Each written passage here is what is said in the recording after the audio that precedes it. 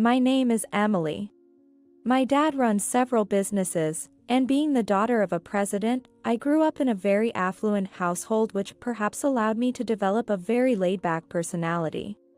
However, my parents never judged me for it and raised me with plenty of love. Currently, I'm working at my father's company, but before that, I was always involved in animal-related work. I felt it was time to become independent, so I decided to find a job. I was supposed to work in a field related to animals, but due to a sudden vacancy, I ended up working temporarily at my father's company. I keep it a secret that I am the president's daughter because I don't want to be judged differently, and only a few people know about it. Good morning, Emily. Morning, Dad. How's work? It's almost a year now. I've gotten used to it, and everyone's so kind, so I'm enjoying it. That's good to hear. Oh. Don't forget our promise. Of course, I'll make sure to increase the staff with the next HR changes so you can lead. The promise with my dad was to have someone else take over my position during the next HR transition. Once the handover is complete, my responsibilities will end. I plan to pursue a job I love. Even though it was my father's company, working there as an office worker made me realize it's not quite the right fit for me, so I'm thinking of starting my own business. I'm looking forward to HR to find someone for my position, so I can prepare for this. My parents have always known about my love for animals and have allowed me to interact with many of them. Ever since I was a child, I had little interest in studying, and my test scores in elementary school were always dismal. However, seeing how I could easily befriend any animal, my parents quickly recognized this as my strength and never nagged me about my studies. Instead, to develop my strength, they would make time to gift me experiences at animal-related events and places. I have an older brother, 2 years older, who is the complete opposite of me. He loves studying. He was interested in management and said he would take over our father's company since middle school, so I think my father was also reassured knowing the company would be in my brother's hands. I was truly raised freely and without constraints. While I managed to endure compulsory education, school was my only source of stress. The pressure to conform with everyone else was hard for me. As a child, I was really bad at forming relationships with people and spent most of my time with animals. I tearfully told my parents that I didn't want to go to college. They weren't surprised and calmly began to talk to me. They said it was okay not to go to college. But they wanted me to promise that I would never stop learning. Instead of going to college, I started volunteering at a ranch that cares for retired racehorses. My interest in horses began in middle school, influenced by a book I read. They say that horses can understand when people are suffering, and they possess the power to heal. Intrigued by the mysterious abilities of horses, I eagerly began volunteering. I became captivated by the charm of horses, much more than I had imagined. Horses are truly mysterious creatures. If I'm ever slightly down, they come close and gaze at me with gentle eyes. It's as if they're asking, "Are you okay?" I loved having heart-to-heart conversations with horses. The people I met there were all so kind, and even I, who was terrible at socializing, could fit in. It seems I can connect with people who love animals. After volunteering there for 3 years, I then started volunteering at an animal shelter. Not only dogs and cats, but also birds and many other unusual animals were being cared for there. While the circumstances varied, initially seeing the injured animals was tough, and it almost broke my spirit. However, when a fellow volunteer told me, "Our job is to heal these animals' wounded hearts and help them find new families," I realized that although it's hard to see the injured ones, there is a lot of hope in looking ahead, and I grew to love this work. At the point they were rescued, these animals were safe. Realizing this, I felt motivated to protect them with all my might, leading me to propose various ideas and take initiative. It was a significant event for me. I was terribly afraid of expressing my opinions because I had often been told that my views were strange, which made me fear speaking up. I lost my energy because I was vaguely fighting such fears, and I began to hate the idea of school. It's not that they didn't like me or that they were harassing me. People around me were kind, but I was afraid to be my true self, making me feel uncomfortable.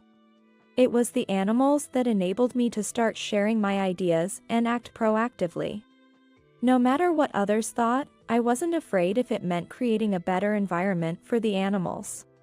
After working there for 4 years, I believe my interpersonal skills greatly improved. I learned how to communicate with people on equal terms and gained a lot of confidence in myself. Most people probably learn this during their school years, but I was clumsy and took a little longer. However, it all worked out in the end. Since I've always wanted to run my own animal shelter and needed work experience, and I was also thinking about becoming independent from my parents, entering the workforce became my next goal. This led to me joining my father's company, which has been my life journey so far. While my path has been somewhat different, thanks to my supportive parents, the trauma of being different was minimal, and I successfully stepped into the working world. Everyone at my current job is really nice, and even though it's not the field I want to be in, I enjoy working there every day. I started with the same salary as any other new employee, without any special treatment despite being the president's daughter. Initially, only my father and one other person in this company knew that I was the president's daughter. In fact, while everyone is nice, there's one particularly troublesome person. Even though my people skills have improved than before, I'm still clumsy and often unsure how to handle situations, especially with this person. Others do help me when they notice, but when I'm alone and confronted by this person, I can only wait silently for the time to pass. I don't want to complain to my father, it feels a bit childish to do so. Emily, good work today. I'll be in the lounge. Thanks. Yeah, I'll be there soon. He is my fiancé, Alex. He proposed on our 1-year anniversary of dating, and we're now engaged. Alex and I hit it off immediately after I joined the company and started dating soon after. We both love animals, and he's someone with whom I can feel secure and open up. Alex is the only one at the company who knows I'm the daughter of the president, and he's kept it a secret too. He even met my father shortly after we started dating, and they get along well. Unlike me, he can do his job well and is highly regarded by his boss and proud of his fiancée. I am so thankful that he values me, including the parts of me that are different. Every day I want to treat him the same way. Hey, Emily, where are you going? Oh. Mark, good work. I was just going on my lunch break.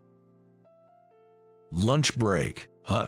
With your low education level and lack of skills, shouldn't you be working harder instead of taking breaks? Well, It's really troublesome that you can't even hold a conversation. this unpleasant person is Mark. He's the head of my department, and he always makes snide remarks about my lack of formal education. Perhaps my slower pace at work annoys him, but I always complete all my tasks within the allotted time and don't make many mistakes. It feels completely unfair to be treated so harshly just for not having a degree. Feeling a bit down, I head to the lounge where Alex is. Emily, over here. Hey, Alex, good work today. What's wrong? You seem less cheerful than before. I ran into Mark. Did he say something again? Shall I have a word with him? No, please don't. I don't want to make a fuss over it. Alex is always on my side. I think he would talk to Mark if I asked, but I don't want to worry my father or escalate the situation, so I end up just venting without taking any action. By the way, did you see the email from Mark? Email? No, I haven't. Did he send me one? It's about the company's 10th anniversary party. He's organizing it. A party, huh? Dad would be pleased. I know you're not fond of parties, but let's go for your father's sake, okay? Yeah. I guess I will. I think I'll be leaving the company soon anyway, so I'll attend this time. Great. I'll forward the email to you just in case. Thanks. After lunch break, I returned to my desk to check my email. There was no detailed email from Mark. Perhaps it was a mass email, and he forgot to include me. I try not to think too much about it and check the email Alex forwarded. The party is next month on a Saturday at a hotel near the company. Everyone is excited and planning to dress up, so I consider booking a hair appointment. With that thought, I get back to work. Are you still working on that? Can't you finish it up sooner? Sorry, but I'm done with this part, so here you go. Normally, employees prioritize work according to what their supervisor needs, right? You lack consideration. I'll keep that in mind for next time. I gulped and replied yes, but I had doubts because I was working according to the priorities I had been taught, so I checked with the on-the-job trainer who had been teaching me the job. It turned out I was doing it correctly after all. While I understand that creating a conducive environment for the supervisor is part of an employee's job, this situation felt particularly unjust and it made me angry. That's why I hate dealing with people. Back at my desk, I muttered to myself in frustration. I was also upset with myself for not being able to navigate social interactions as smoothly as others, or to respond and settle matters effectively. Emily, hey, you finished work. Did you see the email? Alex, thanks for forwarding it. Yeah. I saw it. What's wrong? Did the manager say something again? Well, Yeah. I really struggle with people. I wish I could be with horses. Emily, you're human too. How about we go horseback riding on our next date? Oh, I'd love that. Yes, please. Then it's settled. Thanks, Alex. You're welcome. Alex really knows how to handle me well. Alex knows how to lift my spirits and always tries to keep me smiling. It's rare for me to open up to someone this much, so my parents were initially surprised, but ultimately they were thrilled about the engagement. I haven't announced my engagement at the company yet, but plan to do so after the 10th anniversary party, including telling my manager. I hope I won't hear any mean comments again. Such negative thoughts sprout easily in me.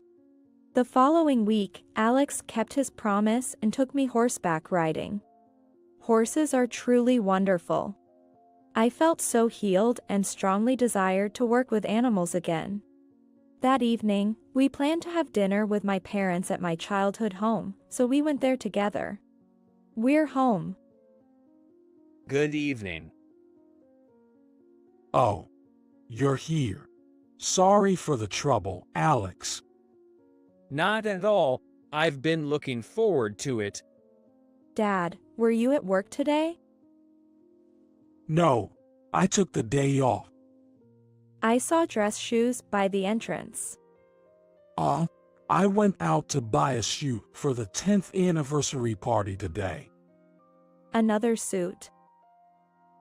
Now, let's go inside. My father has a habit of buying suits for every occasion, filling our home's closet with his collection. He likes to wear a different suit for each event as a way to commemorate the occasion. Seeing this makes me suddenly realize just how wealthy our family is. I can't help but think it's wasteful to buy a new suit every time. I always end up grumbling, and my dad soothes me. When will you ever have enough suits, Dad? It's not about having enough, you know. It's about the memory of the occasion. I even keep my suit from your baby dedication ceremony. That's actually quite nice. Hey, Alex.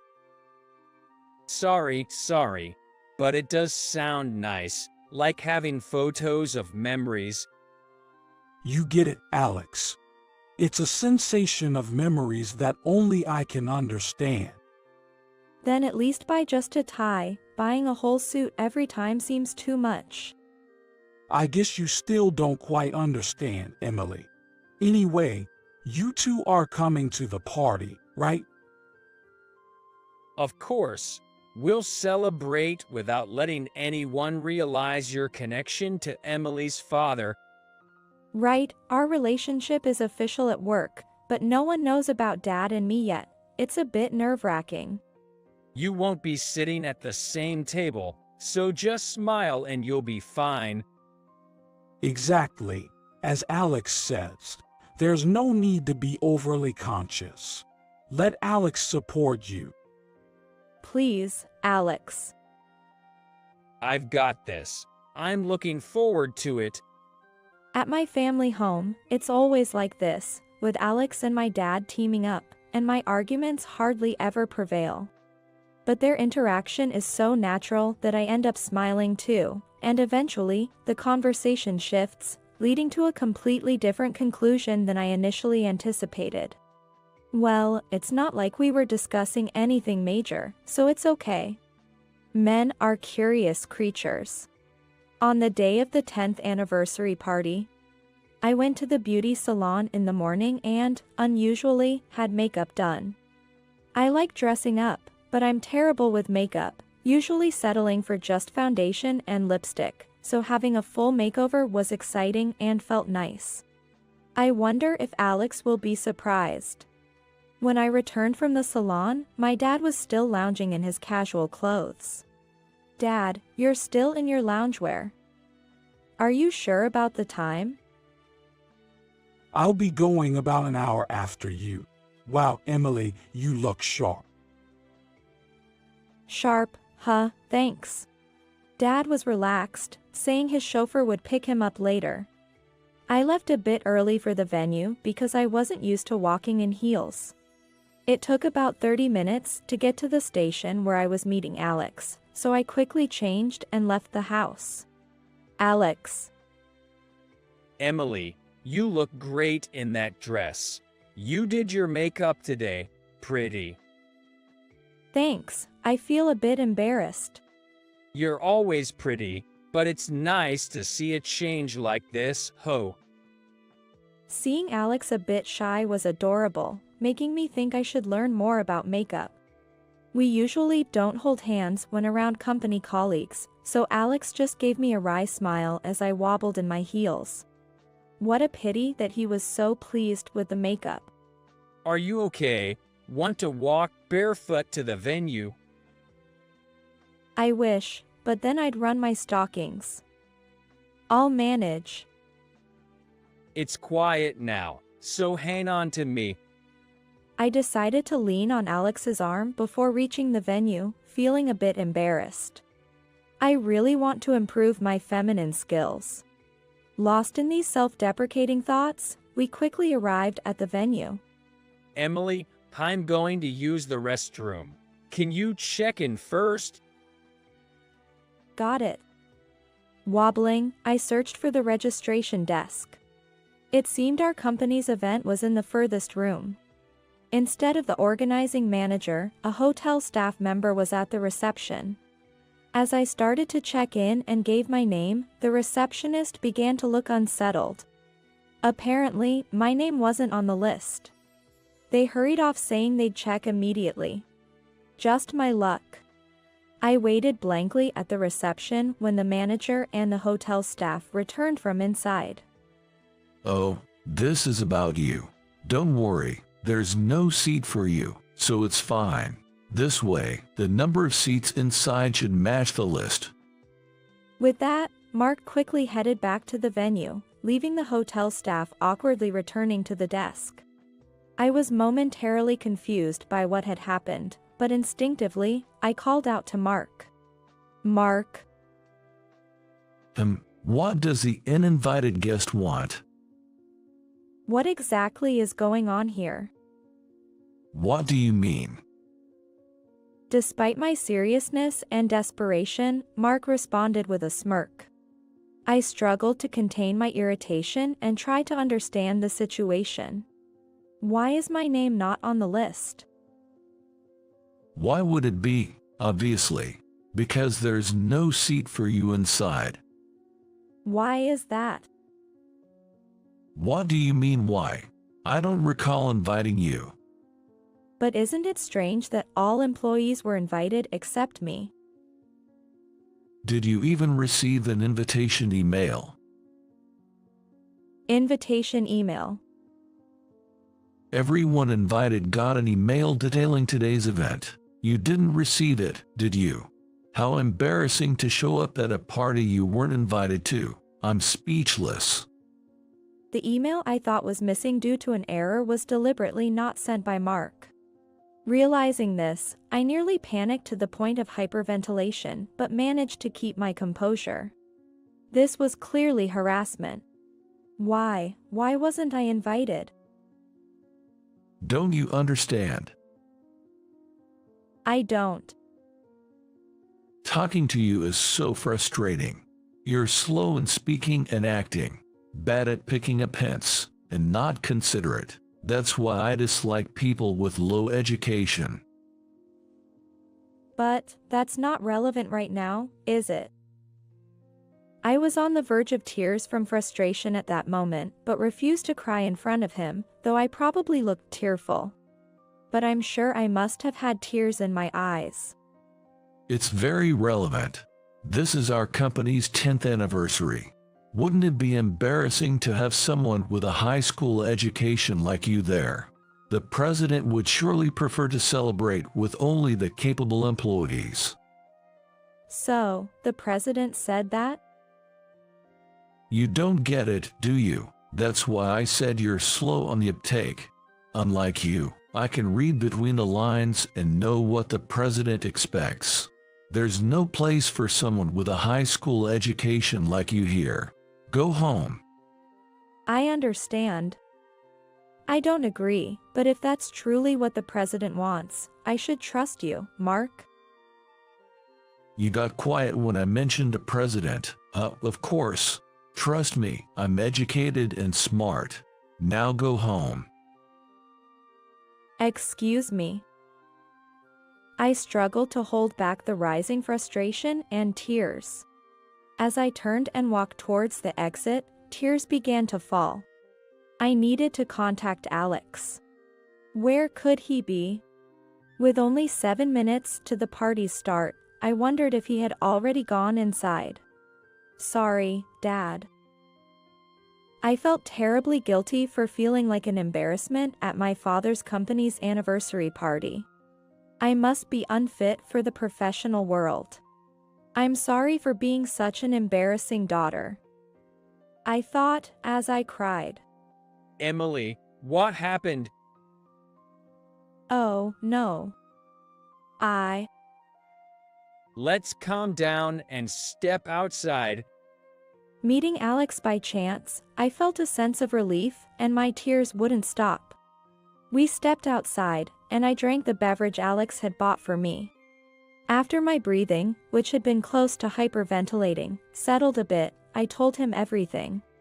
I'm sorry, it seems I'm really not cut out for this corporate world.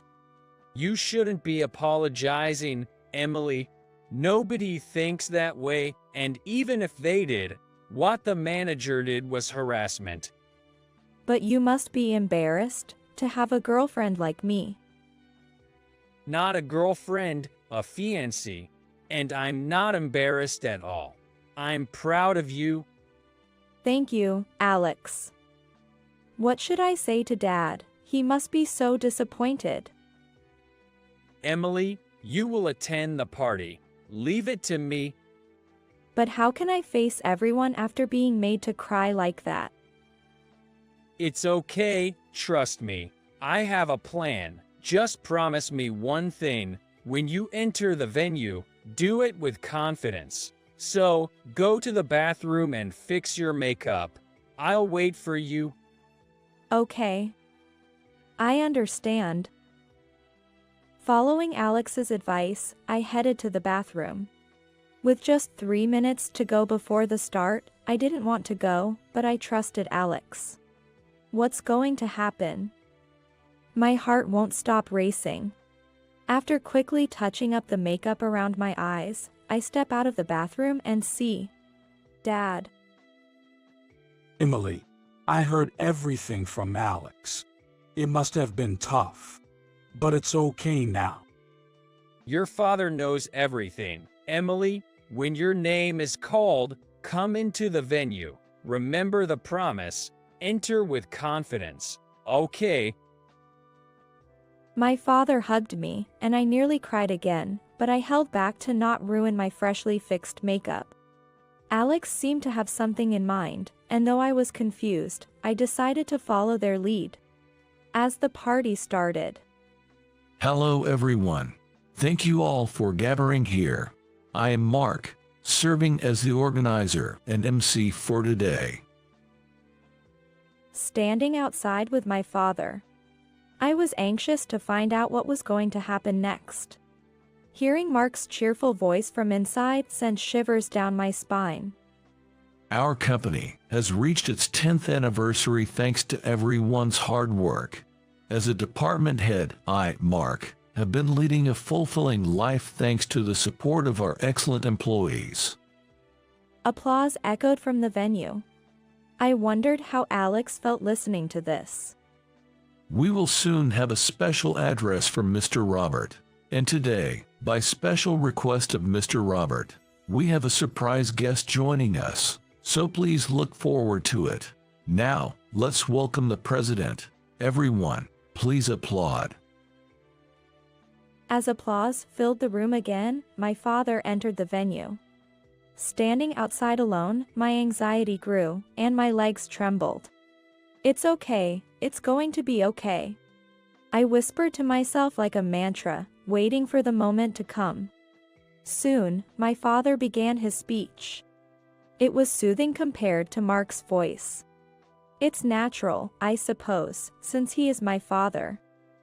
Thank you all for gathering today. And thank you, Mark, for planning and executing this event. Please allow me a moment to speak. My father was expressing superficial thanks to Mark. Even though I know it's not heartfelt, it still makes me feel uneasy. I kept chanting my mantra, hoping for a deeper meaning. I run several companies, and none of them could have grown without your hard work. I want to express my gratitude once again. Thank you. There's something else I want to say. Family is the most important thing to me. I believe everyone here has family, friends, and loved ones who are precious. Please cherish them. I couldn't be in this position without my family. People who don't value others won't be valued in return. It may seem obvious, but some people seem to forget this recently. As the head of this company, I want to make it clear. I am immensely grateful for my family and will do anything to protect them. The crowd erupted in cheers and applause. I was deeply moved by my father's speech. I'm the one who should be grateful for raising such an unconventional daughter with care.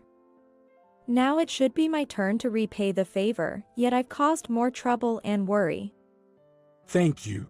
Remember, your colleagues at work are also your companions. Never intentionally hurt them. If I find anyone doing so, I will take strict action. Understood. Today is a special day, and I want to introduce someone who has been a driving force behind my work and who stepped in to fill a sudden vacancy in our company. Without this person, we wouldn't be celebrating today. Please, come inside. The room buzzed with excitement, then burst into loud applause and cheers. Mark began to speak into the microphone as if to address the crowd. Now, let me introduce you. Please welcome the president's daughter. The doors of the venue opened. Guided by the staff, I enter the venue. My legs trembling. It's okay, it's okay. While chanting to myself like a spell, I kept my promise to Alex by holding my head high and walking straight ahead, looking towards where my father was. What?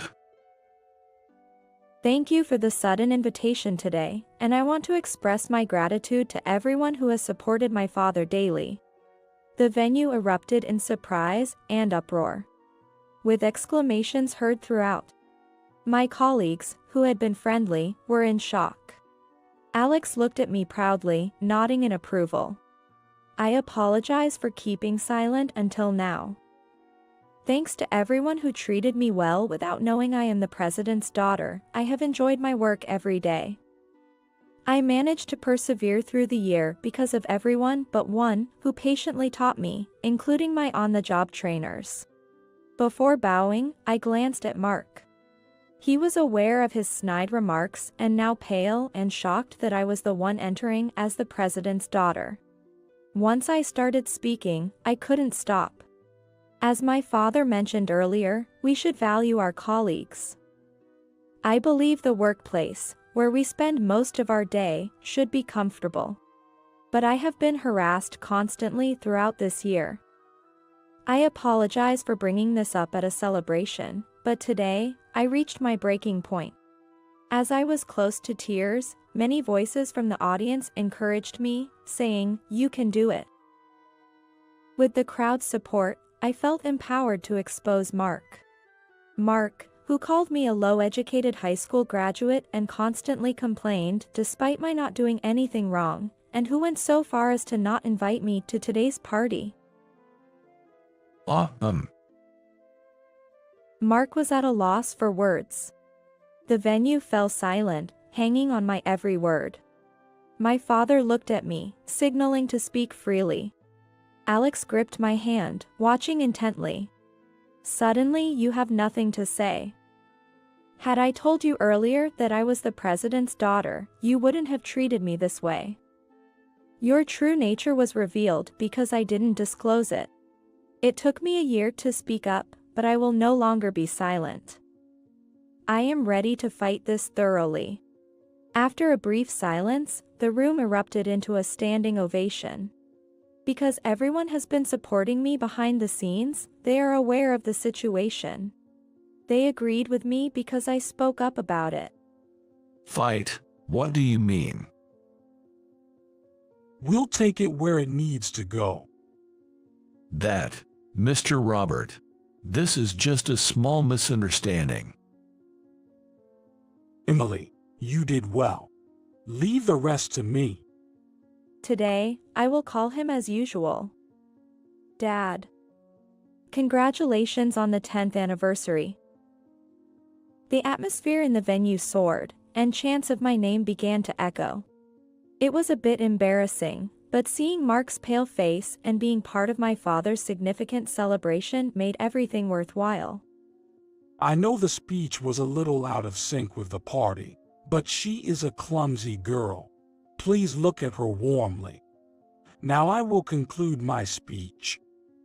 After my father's closing remarks, the formalities gave way to a more relaxed buffet-style dinner. The tables were cleared away for a standing setup, so I took off my heels to join in. I enjoyed the evening meal with Dad and Alex.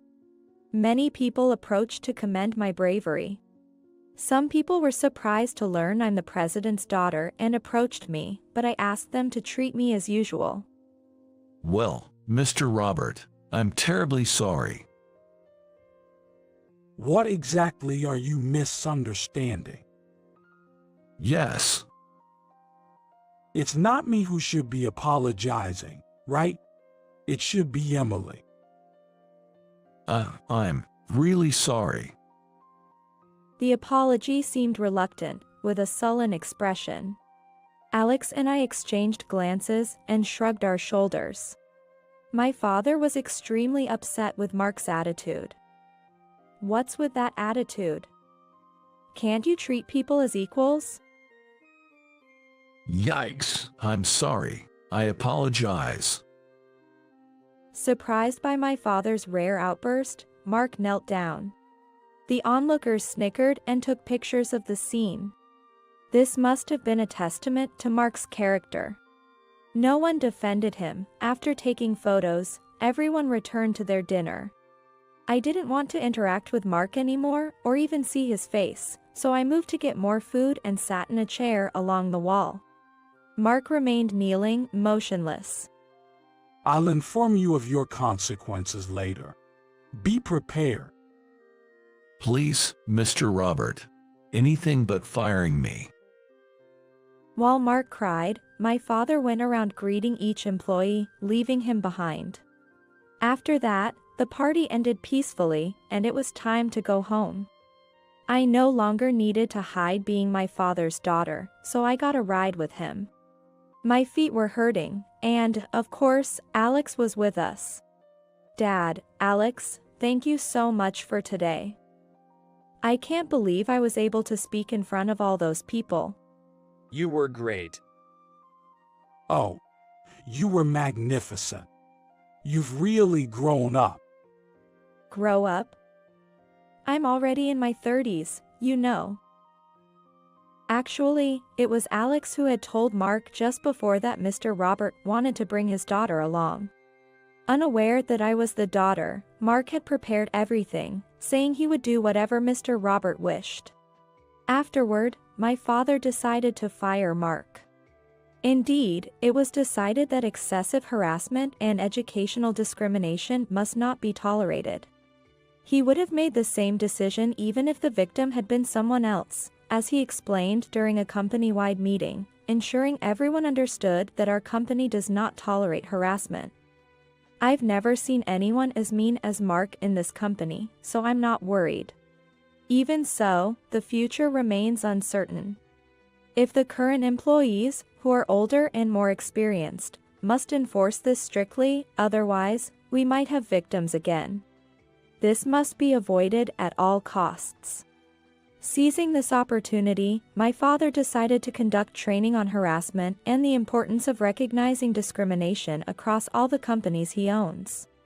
Especially those in managerial positions are to be rigorously retrained. Meanwhile, Alex and I started preparing for our wedding. It was going to be a small ceremony with family only, but it was my dream, so we visited many places to find the perfect location, yet none felt right. Seeing me disheartened, Alex made a suggestion. It was such an incredible idea that it brought me to tears. The idea was to have the wedding at a ranch with horses. There couldn't have been a place more perfect for us.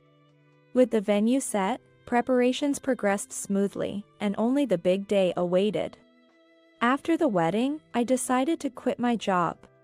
I made up my mind to establish an animal sanctuary, a dream and goal of mine from the past. I had been saving up for this, but upon getting married and becoming independent, my father offered to finance it, telling me to use the savings for ourselves, which allowed me to start without worrying about finances, and I felt relieved. I understand that my situation is not the norm, but I am grateful for the environment I have been given and will live appreciating it. Using my own experiences, I plan to thoroughly educate the employees who will work with me, turning my past hurts into positive action. I've always somewhat hidden the fact that I am the daughter of the president, but something has changed. I wasn't born choosing to be the daughter of a president, nor am I causing anyone misfortune. I realized it's okay to redistribute the advantages I've been given to those in need, including animals. This realization has lightened my spirits and given me the confidence to communicate with others. I am the daughter of the president. So what? At a wedding, the groom suddenly grabbed a plate of food and threw it on the floor. The sauce splattered loudly on the carpet. Oops, my bad. Slipped my hand. Ha ha. He said, looking down at me with a laughter, and announced to everyone, My friend sitting here with us is a janitor. He's used to handling dirty stuff, so let's leave the cleanup to him. Please, janitor. When I refused, the bride stood in front of me and said, My husband called you society's trash. Ha ha. Don't you dare defy the elite trash.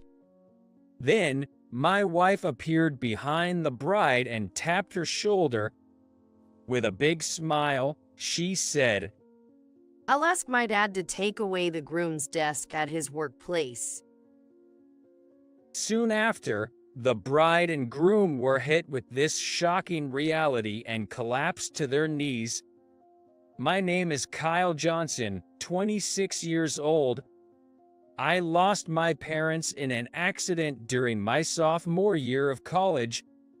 Overwhelmed by grief, I dropped out and was in despair. But with someone's help, I managed to recover and now work as a janitor. At 25, I married Kimberly, a banker of the same age and a graduate of a top university. She was in corporate sales at the branch, known for her agility and meticulous work, quickly improving sales performance, and was even rumored to be on the track for a female executive position. I dream of working at the heart of America's economy. She'd say, her eyes sparkling as she talked about her future. I always worried if someone with my education and job could make her happy. But Kimberly just laughed it off, saying such things never matters.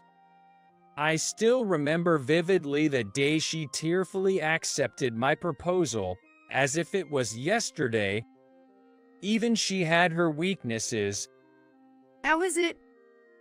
Kimberly asked, sitting in front of me at the dinner table, intently watching me eat. The cream pasta she made, after coming home early from work and following a recipe video, wasn't great, to be honest. The pasta was overcooked, the sauce bland, and the broccoli too hard. But I was really happy with the effort she put into it, regardless of the taste.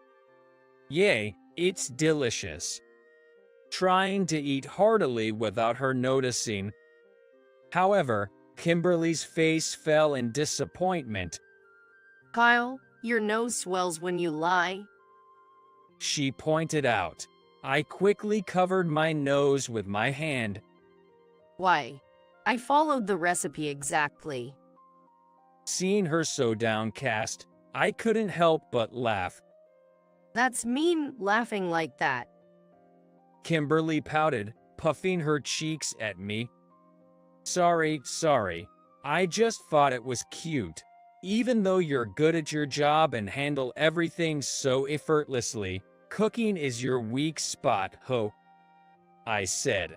She then crossed her arms and said thoughtfully, You know, my parents are divorced, you know. I was raised by my busy mom who didn't cook very much.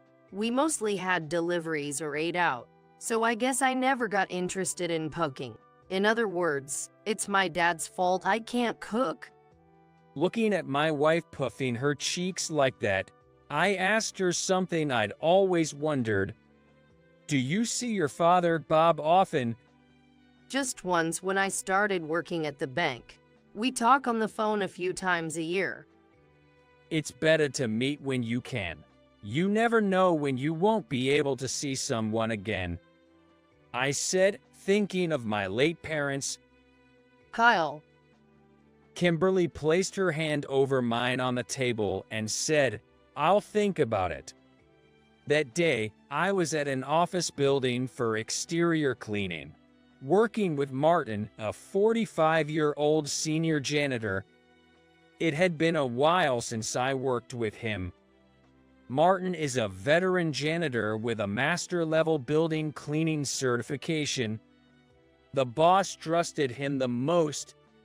The day's task was high-altitude work using ropes hung from the rooftop, known as swing stage work since it's like sitting on a swing. I wasn't particularly afraid of heights, but the risk of accidents from a single mistake had me tense. Kyle, don't slack on checking your gear. The boss specifically asked me to make sure there are no accidents involving you. We can't let Kimberly become a young widow. Got it. I took it, Martin's words to heart, and carefully proceeded with each task. After 5 hours, all the work was successfully completed.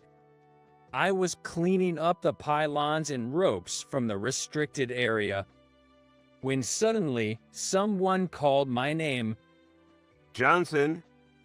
Startled, I turned to see Brandon Miller, a classmate from the same seminar in college.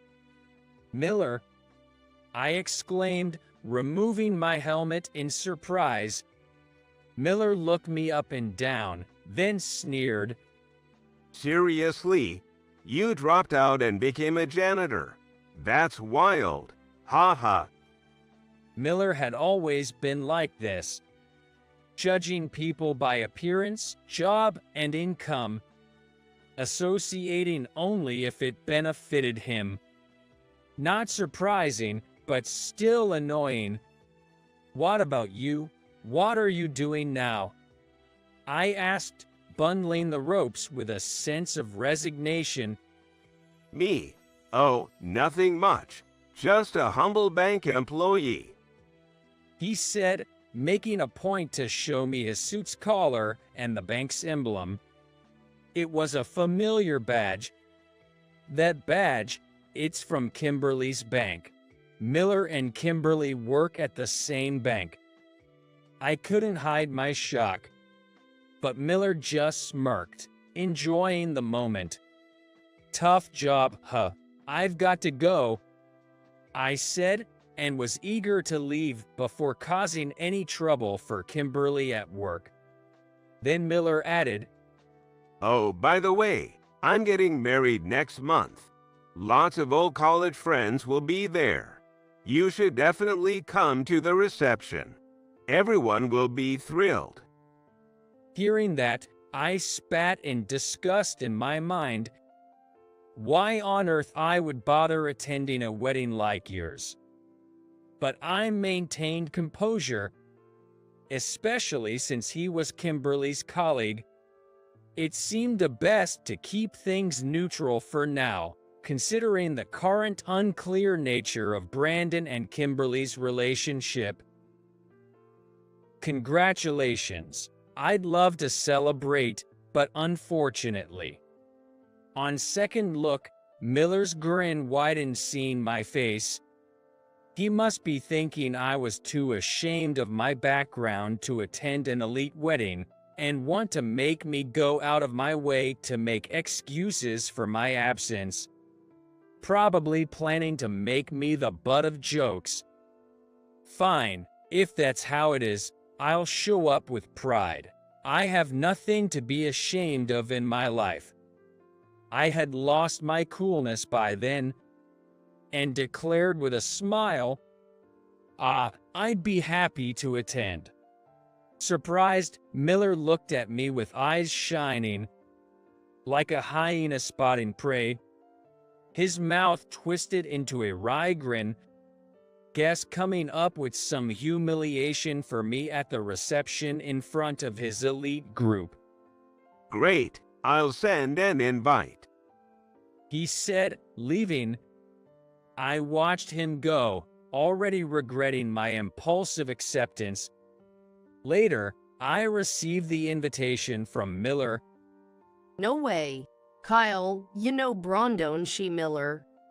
At night, when Kimberly got home, she saw an invitation addressed to me among the mail on the table. She spoke to me as I was preparing dinner in the kitchen. He was in the same seminar at college. He says he works at the same bank as you. Did you know that? Know it? He's my peer. He transferred to our branch at the same time as me. We're working together in corporate sales. Look, Kimberly said, pulling out a similar invitation from her bag and showing it to me. Are we both going to the same wedding reception? I regretted my decision to attend even more after learning that Miller and Kimberly were working in the same corporate sales department at the same branch. it's a small world. I can't believe Miller is your friend. From now on, no matter how irritating he is, I'll try to build a better relationship. Kimberly said reflectively while eating dinner. What do you mean by that? I asked, curious. Well, actually, Kimberly began to tell me about her experiences with Miller.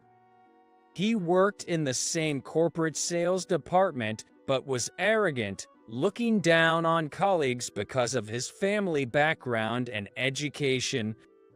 This attitude disrupted team dynamics and worsened the workplace atmosphere, negatively impacting others' work. Although Kimberly, with her top university degree and high sales performance, wasn't looked down upon, Miller seemed envious, blatantly accusing her of using her femininity to her advantage. Moreover, he had been making rough loans to clients to meet quotas, and when Kimberly gently warned him, he yelled, "Don't you dare talk back to me." I hate to say it, but he's a terrible person. I had decided to stay away from him. He's not my friend. I interrupted, slamming my chopsticks down in anger. I couldn't hide my anger at Kimberly's story. Aren't you good friends, being invited to his wedding? It's okay. He's been rotten since in college. You don't have to deal with him anymore. Sorry for causing you distress. I spat out bitterly. Why are you apologizing? Haha. Kimberly laughed, looking at me curiously. She seemed a bit surprised, as I usually don't show negative emotions in front of her. Right. I forced a smile, but my agitation was evident. I couldn't stand Miller's casual remarks about Kimberly, which disrespected her just because she was a woman, knowing how hard she worked every day and returning home exhausted.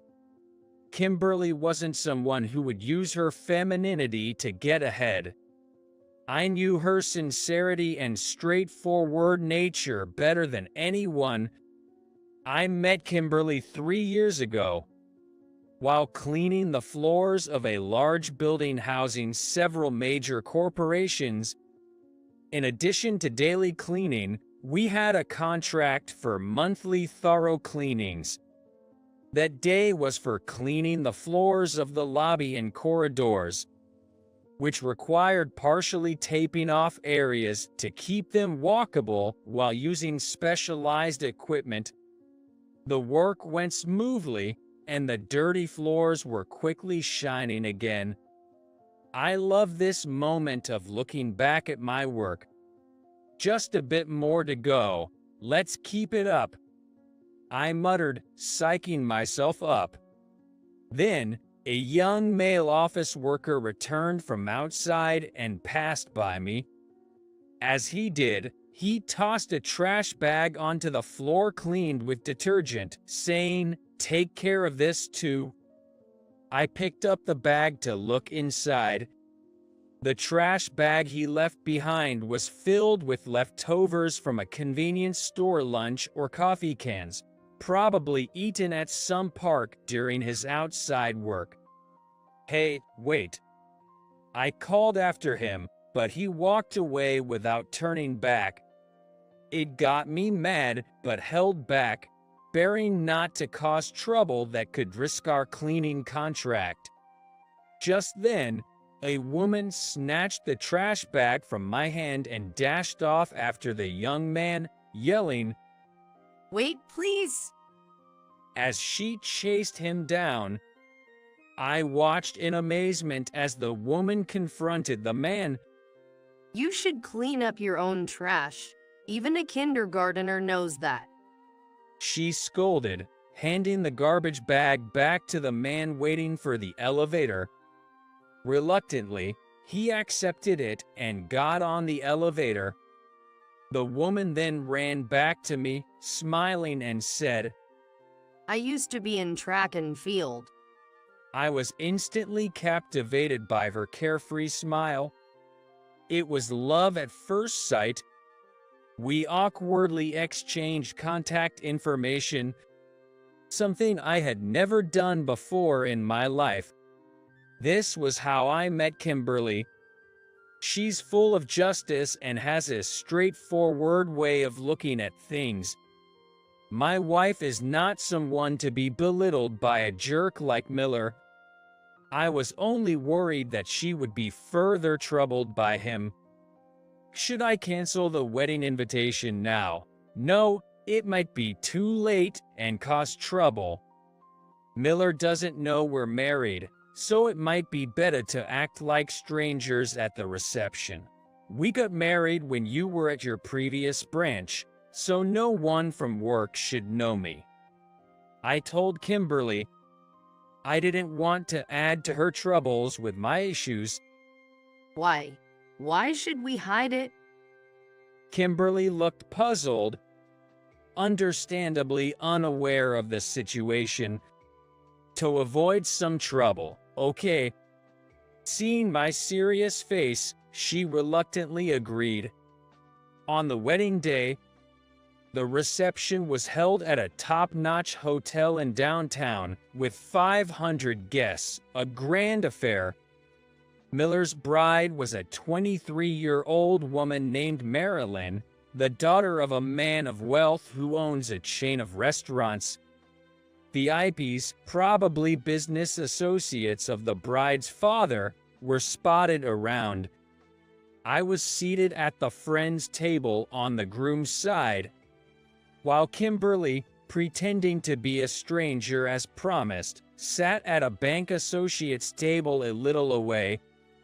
As soon as I took my seat, I felt the cold stares of Miller's acquaintances. They started ostentatiously updating each other on their recent achievements. Major securities firms, leading construction companies, top trading companies.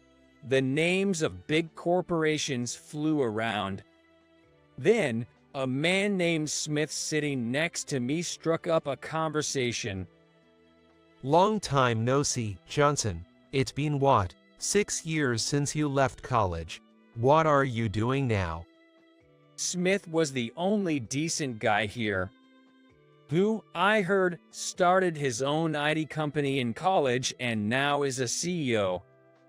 Smith, it's been a while. I'm working in cleaning and maintenance. Smith, give it a rest. One of the others interrupted before I could finish.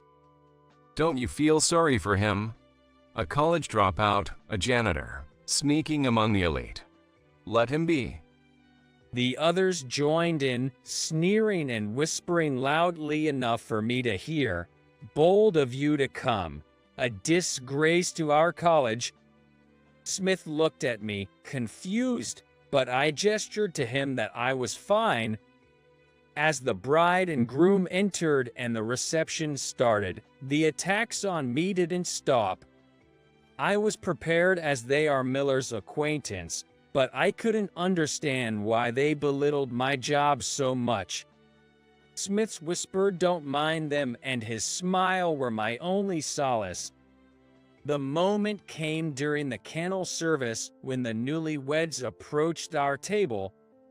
Johnson, thanks for coming today. Glad you could make it. Miller said, looking down at me with a smirk. Congratulations, I said, nodding to the bride as well. The bride, Marilyn, appeared young and pretty at first glance, but there was a sense that her looks were enhanced with makeup. More notably, Her way of speaking seemed rather unintelligent. My arm is so tired. Brandon, do it by yourself. She whined childishly, puffing her cheeks. Her blush was overly bright, reminiscent of a doll. Marilyn, it's almost over. Let's hang in there, okay? Miller soothed her with a cajoling tone. The others at the table exchanged looks and chuckled. I tried to suppress my laughter as I watched. Suddenly, Miller, with a devilish, pale face, accused me, "Johnson, you just laughed, didn't you?" "No, not at all." Wondering if my inner laughter had inadvertently shown. Then Miller grabbed the plate of half-eaten food in front of me and flung it to the floor. Oh no. Marilyn screamed. The sauce splattered dramatically on the expensive carpet. Oops, my bad. Slipped my hand. Ha ha. Miller laughed, looking down at me. People at nearby tables turned their attention to us. A female staff member rushed over to clean up, but Miller stopped her. No need to worry. My friend here is a janitor, accustomed to cleaning buildings and such. He's used to handling dirty stuff, so let's leave it to him. Please, janitor. But asking a guest too. The staff hesitated. Marilyn interrupted, "Just do what Brandon says," and dismissed her. I was beyond anger, just dumbfounded. Marilyn, sneering just like Miller, looked at me. "A match made in heaven. You two deserve each other," I muttered with a laugh. What? Miller turned to me, his face changing color. Ignoring him, I stood up and instructed the staff. "For now, as a temporary measure, use a lukewarm, damp cloth with some neutral detergent. Dab it on the stain to transfer the dirt to the cloth. It's best to get it professionally cleaned as soon as possible." Then, glaring at Miller, I said, "I'm a professional cleaner. If you want me to clean, come to my company and make a formal request." I threw my napkin on the chair and was about to leave when Marilyn blocked my way. My husband said your society's trash. Haha. Trash shouldn't defy the elite. I looked at her, thinking how different she was from Kimberly. When I noticed Kimberly behind the bride, Kimberly. Surprised, I saw Kimberly tap Marilyn's shoulder and say with a broad smile, I'll have my dad remove Brandon's work desk. Marilyn shook off her hand. What are you talking about? That's impossible. And who are you? Thompson, what's wrong with you, drunk? Sleep talk should be saved for bed. Mind your own business. Miller said, trying to push Kimberly away. I quickly brushed off his hand, standing protectively in front of Kimberly. Thompson was Kimberly's maiden name, which she still uses at work. As for her real father, suddenly, the bank branch manager appeared, laughing, and the atmosphere instantly tensed up. Your strong sense of justice must come from Bob, Kimberly. Manager, I'm sorry you had to see that embarrassing scene. Kimberly replied, looking mortified. The branch manager, seeing her discomfort, added, I know you're busy, but try to call Bob sometimes. When I saw him at the main office recently, he seemed lonely. Yes. Kimberly responded, looking down shyly. Manager, today, we're honored by your presence. Miller hurriedly tried to interject, pushing me aside, but the manager ignored him and spoke to me. Kyle, it's been a while. How is President Susan doing? Eh, Miller gaped at me, stunned. Sorry for the late greetings, manager. My aunt is as lively as ever, working hard every day. The manager nodded and smiled, saying, I heard she's launching a new welfare-related venture, with you as her successor. She must be excited about her work. Miller and Marilyn looked at us, utterly confused. manager isn't her father. This guy, he's not just a janitor, right? The manager replied, looking exasperated. You didn't know her father is Bob, the head of the Human Resources Department. And this Kyle Johnson here is the nephew of the president of Johnson Corporation, which owns several cleaning-related subsidiaries. And he's the next president. He's also Kimberly's husband. Eh, the head of HR, the next president, her husband. Miller panicked, stepping back with a pale face. Marilyn was also flustered. But he was wearing work clothes, doing building cleaning. Miller exclaimed. The manager, looking impressed, turned to me and said, It's the president's policy that all employees involved in management, especially executives, must undergo several years of training on site. Knowing the hardships of the field is crucial for company management. Truly a remarkable company. Turning to Miller, he continued, Johnson Corporation is a major client of our branch. If this incident leads to a cancellation of our transactions, you'll definitely be sent out. And with the HR head's impression of you now soured, there's no saving you. Well, try your best with your lovely bride wherever you go. The manager chuckled, I have another appointment, so I'll be leaving now, and left. Manager, such a thing. Miller and Marilyn hesitantly turned to us. Thompson, Johnson, Miller tried to speak, his face contorted with a fake smile. Sorry, Miller, but we'll be leaving now. As the next president, I need to discuss changing the main bank with my aunt. I said. Kimberly added, And I need to call my father right away. Miller clung to us desperately. please, Thompson. Johnson, we're friends, right?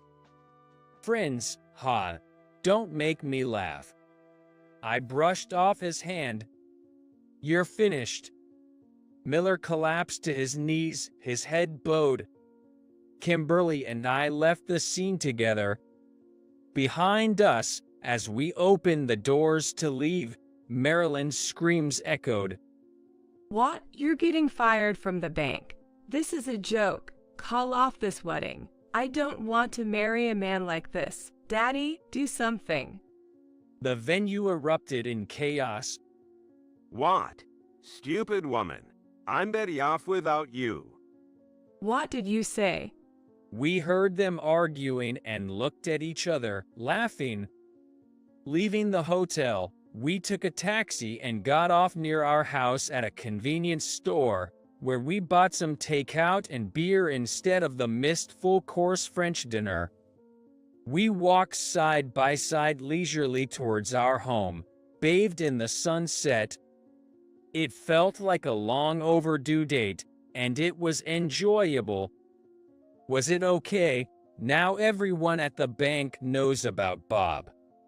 I asked Kimberly as we paused in the middle of a small bridge over a river. I have grown up watching my mom struggle after the divorce, so I couldn't forgive my father who was too absorbed in his work and neglected his family. That's why I worked desperately hard, choosing a general position often said to be too challenging for a woman. I vowed not to lose to men, to my father. Kimberly said, her gaze distant. She continued, but working at the same bank, I've come to understand the hardships my father faced. I think he had a tough time too. So now I hope to build a better relationship with him. Leaning on the railing, she gazed at the river shimmering in the sunset, then turned to me. I can think this way because of you. You've always been there for me, gently supporting me. Thank you, Kyle. Her smile, tinged with the colors of the sunset, made me feel a bit shy. Let's have dinner with Bob sometime, I suggested. Kimberly nodded happily in response. Later, according to Kimberly, Brandon Miller's wedding reception turned into a disaster.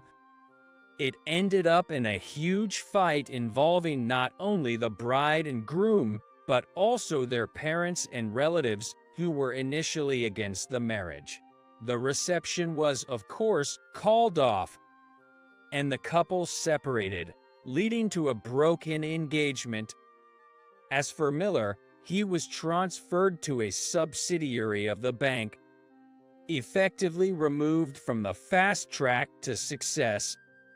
Since that incident, he reportedly became much quieter, though I wondered if people could change that quickly. He'll surely show his true colors soon enough. A few years later, Kimberly was transferred to the main branch, working in the Human Resources Career Group, supporting and conducting training programs for female employees. She was actively involved in creating a work environment where women could balance child rearing and their careers, gaining media attention as a potential female executive. As for me, I completed my on-site training and was receiving full-fledged successor training under the company president. You're starting to look good in a suit. I wish my brother and sister-in-law could see you. Dressed in an unfamiliar suit during our rounds to clients, the president said tearfully, I spent my days accompanying her. At the end of a day, I found myself on that familiar bridge, watching the sunset. I felt particularly grateful for finding a fulfilling job. I wished I could tell my past self, who had lost his parents and dropped out of college in despair, your future is incredibly happy. Kyle? Startled, I turned around to see Kimberly approaching with a smile, waving her hand. Welcome back. You're home early today. She approached me, slightly embarrassed, and said, I left work early today. Went to the hospital. What? Are you okay? I asked, concerned. Kimberly didn't answer directly but smiled, tears in her eyes, and pulled out an ultrasound image from her bag, hiding half of her face with it. I'm 3 months pregnant. Overwhelmed with joy, I hugged her tightly. We're going to be parents, Kimberly said tearfully. Oh, how I wished I could tell my younger self. I am incredibly happy right now. Just as the company was getting on track, the female president was framed by the management team, including the vice president, and fired from a company. I couldn't stand still seeing her, whom I greatly respect, looking so disappointed. We started the business together, and we're about to mark 1 year since we began from scratch when we learned that our previous company was on the verge of bankruptcy. Who are you exactly? It's no surprise you don't know. I've been careful to keep it a secret from you alone. Because I'm your. My name is David Miller. Currently, I work as a programmer for a company that has launched an app. I started as a contractor and am not yet a full-time employee, so I haven't fully settled into this company. David, could you come here for a sec? Yes, what is it? There's something I'm curious about. Could you check it out for me? Sure, I'm on it. Emily is the president of the app company where I work. She is quite beautiful, almost as beautiful as an actress. However, she's strict with herself and others. You can't do this, can't you use your head a bit more, or you're really useless, are the kind of sharp words I've seen her use. But, given her position as the president, I think it's natural for her to tighten up slack employees and correct the atmosphere. Still, being a female president, some male employees didn't like her intense way of speaking. I've heard male employees grumbling outdated complaints like, "Don't get cocky just because you're a woman." The fact remains that there are still employees who resent being talked down to by a female boss. I've sensed an atmosphere where being reprimanded by a beautiful woman is even more annoying. I was a bit impressed that being good-looking can sometimes work against her. There's another female executive in this app development company, Jessica, who's practically the president in terms of power, though her official title is the vice president. It turns out Emily and Jessica attended the same prestigious private university. These two alumni were classmates and hit it off in university, always sticking together since meeting. Compared to the actress like Emily, Jessica may lack in glamour. But it seems Jessica's physique is overwhelmingly more popular with men. Our company has two great women, Emily and Jessica. Indeed. Which one do you prefer? Well, that's a tough call. I've debated in my mind about who's more attractive. You must have a lot of free time. I won't deny that, but hear me out. What is it then? As a result of my internal debate, I gave the edge to Emily. Emily is certainly beautiful, but isn't her personality a bit harsh? That might be true, but her face is just my type. I prefer Jessica, man. She could be a bikini model. I've heard conversations like this several times. In addition, Jessica tends to be more gentle with employees than Emily. Generally, people gravitate towards those who treat them kindly. No one wants to deal with harsh words unnecessarily.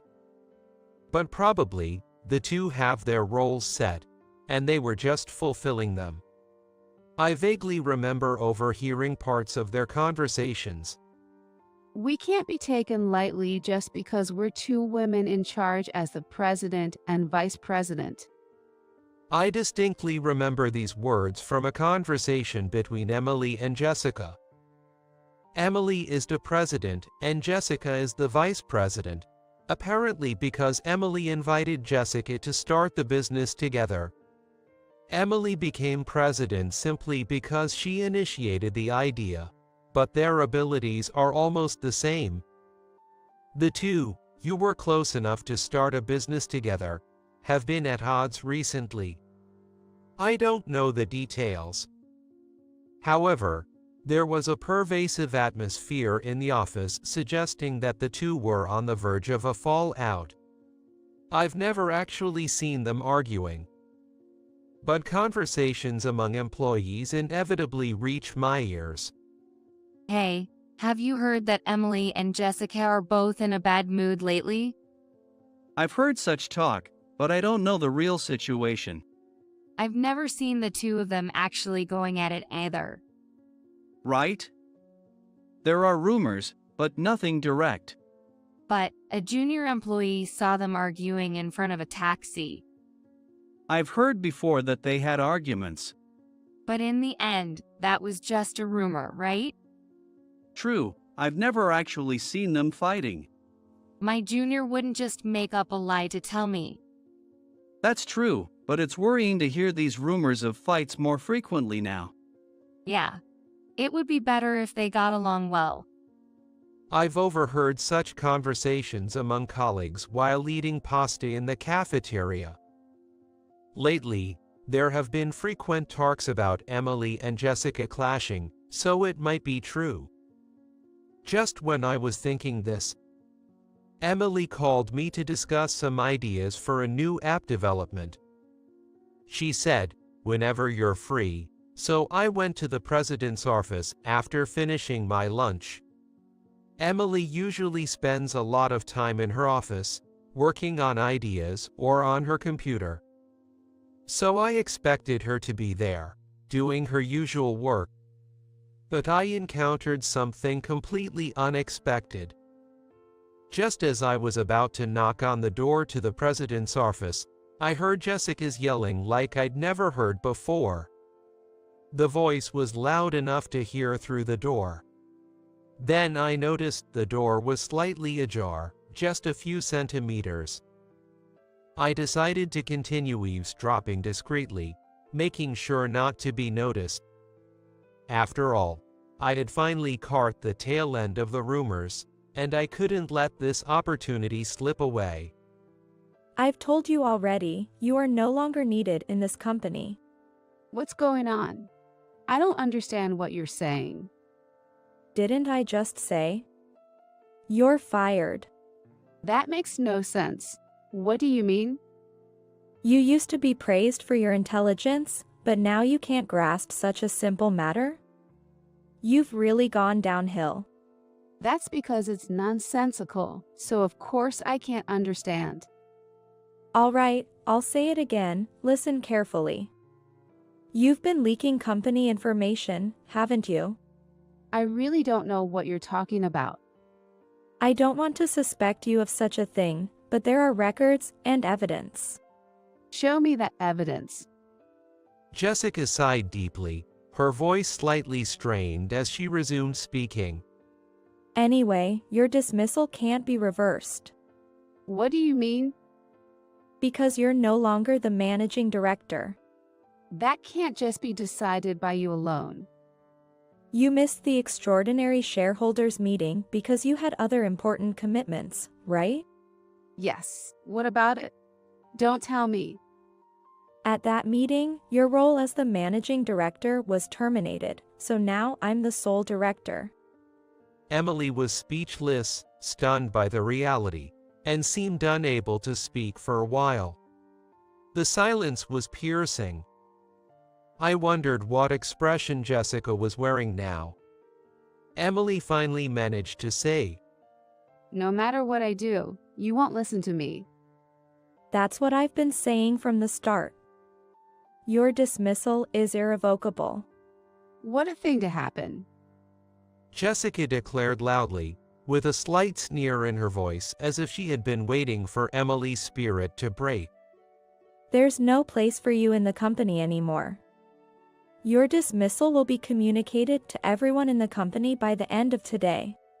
Phew. Just grab your belongings and leave as soon as possible. I will. Why don't you get some comfort from William? You're dating him, aren't you? How do you know that? Actually, William is my man now. What's that supposed to mean? You really haven't noticed, have you? He's so into me now, he won't go back to you. Jessica said triumphantly, laughing mockingly. Call William if you want, though he might not answer your calls. After a while, I couldn't hear their voices anymore, and I strained my ears to listen. What was happening? Why were they both silent? As I stood there pondering in front of the door, it suddenly opened from the inside, and Emily, pale-faced, noticed me. I was caught off guard, not expecting the conversation to end and her to come out so suddenly. I turned to leave quickly, but Emily grabbed my right arm and looked at me sadly. I nodded slightly, making sure Jessica wouldn't notice. Then, I took Emily's arm and led her to my car, where no other employees were around. I sat in the driver's seat, and Emily sat in the back. Her face in the rearview mirror looked lifeless, like a shell of her former self. I doubted if anything I said would help, but I had to speak. I accidentally overheard your conversation, I said, looking at Emily's downcast face in the mirror. Not saying anything further, Emily, puzzled, finally looked up, and our eyes met in the mirror. That's when I said, I want to help you, Emily. After hearing that conversation, I just had to do something. In the end, Emily left the company, just as the vice president Jessica had planned. Honestly, I wanted to expose Jessica's lies and actions. But Emily didn't want to waste any more time on the company. They had started the company as close friends from university and led it to significant success. Being ousted from a company in such an unfair manner and having her boyfriend taken away was devastating. It wouldn't be surprising if she remained down and unable to recover for months or even years. If it were me, I'd be out of action for at least 3 months. But all my worries were unfounded for her. There's no way I'd be crushed by something like this. For a normal person, this would be a situation that could knock them down for a while. That's for ordinary people, right? I'm not ordinary. Indeed, you're as beautiful as an actress, so you're not ordinary. That's not what I'm talking about. I know, that was a joke. I realize that, David. You're trying to lighten the mood. Just please accept it honestly. Despite this banter, I was pleased to see Emily becoming lively enough to joke around in such a short time. I quit my job as a contract programmer. I just can't find the motivation to work in a place where Emily is not around. Leaving was already in my plans. I hadn't decided what to do next. However, when Emily asked if I wanted to start a business together, my decision was made instantly. Of course, having said I'd follow Emily, I was indeed ready to go wherever she went. But even I was surprised we started moving on it in just 2 weeks after leaving the previous company. Emily, it seems you worked really hard at the previous company. So what? Shouldn't you take a break? Maybe go on a vacation. What are you talking about? I'm not so defeated that I'll just sit silently and look down after being unjustly beaten down. Strike while the iron is hot. You get it.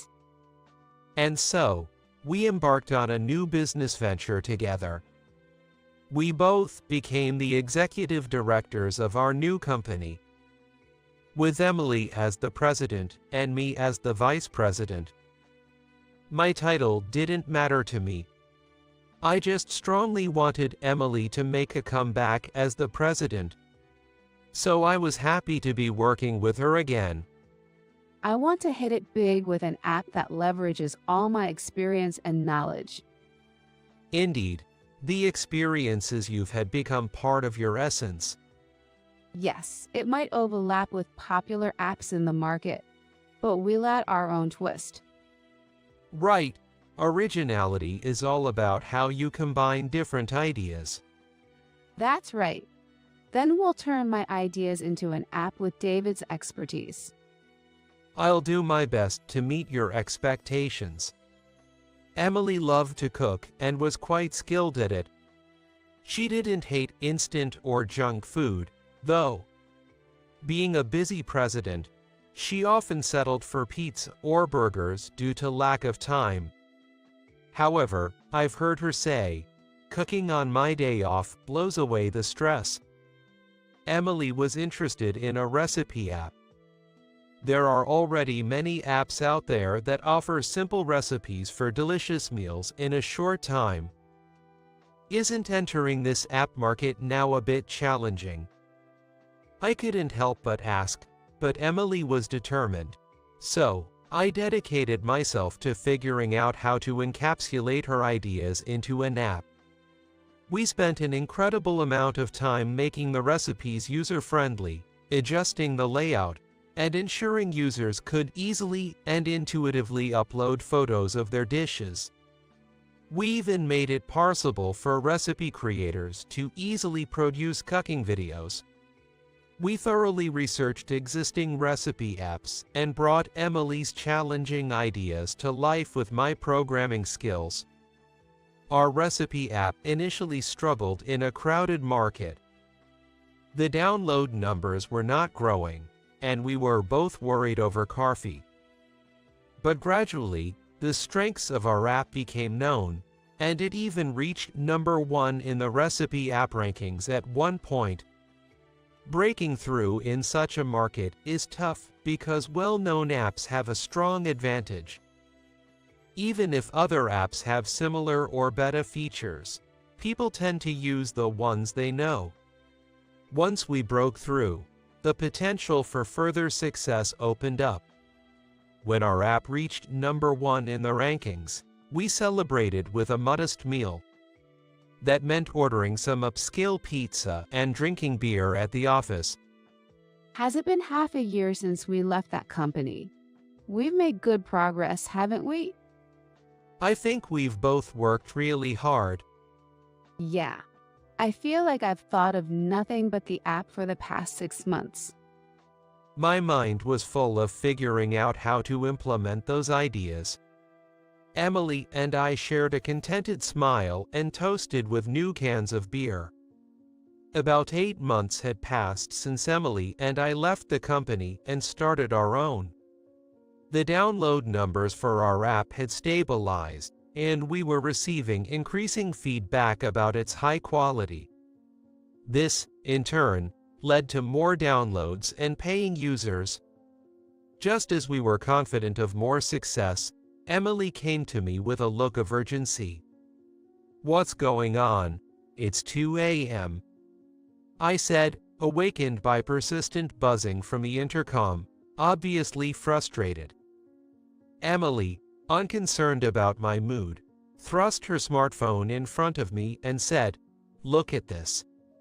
This looks just like our app, doesn't it?"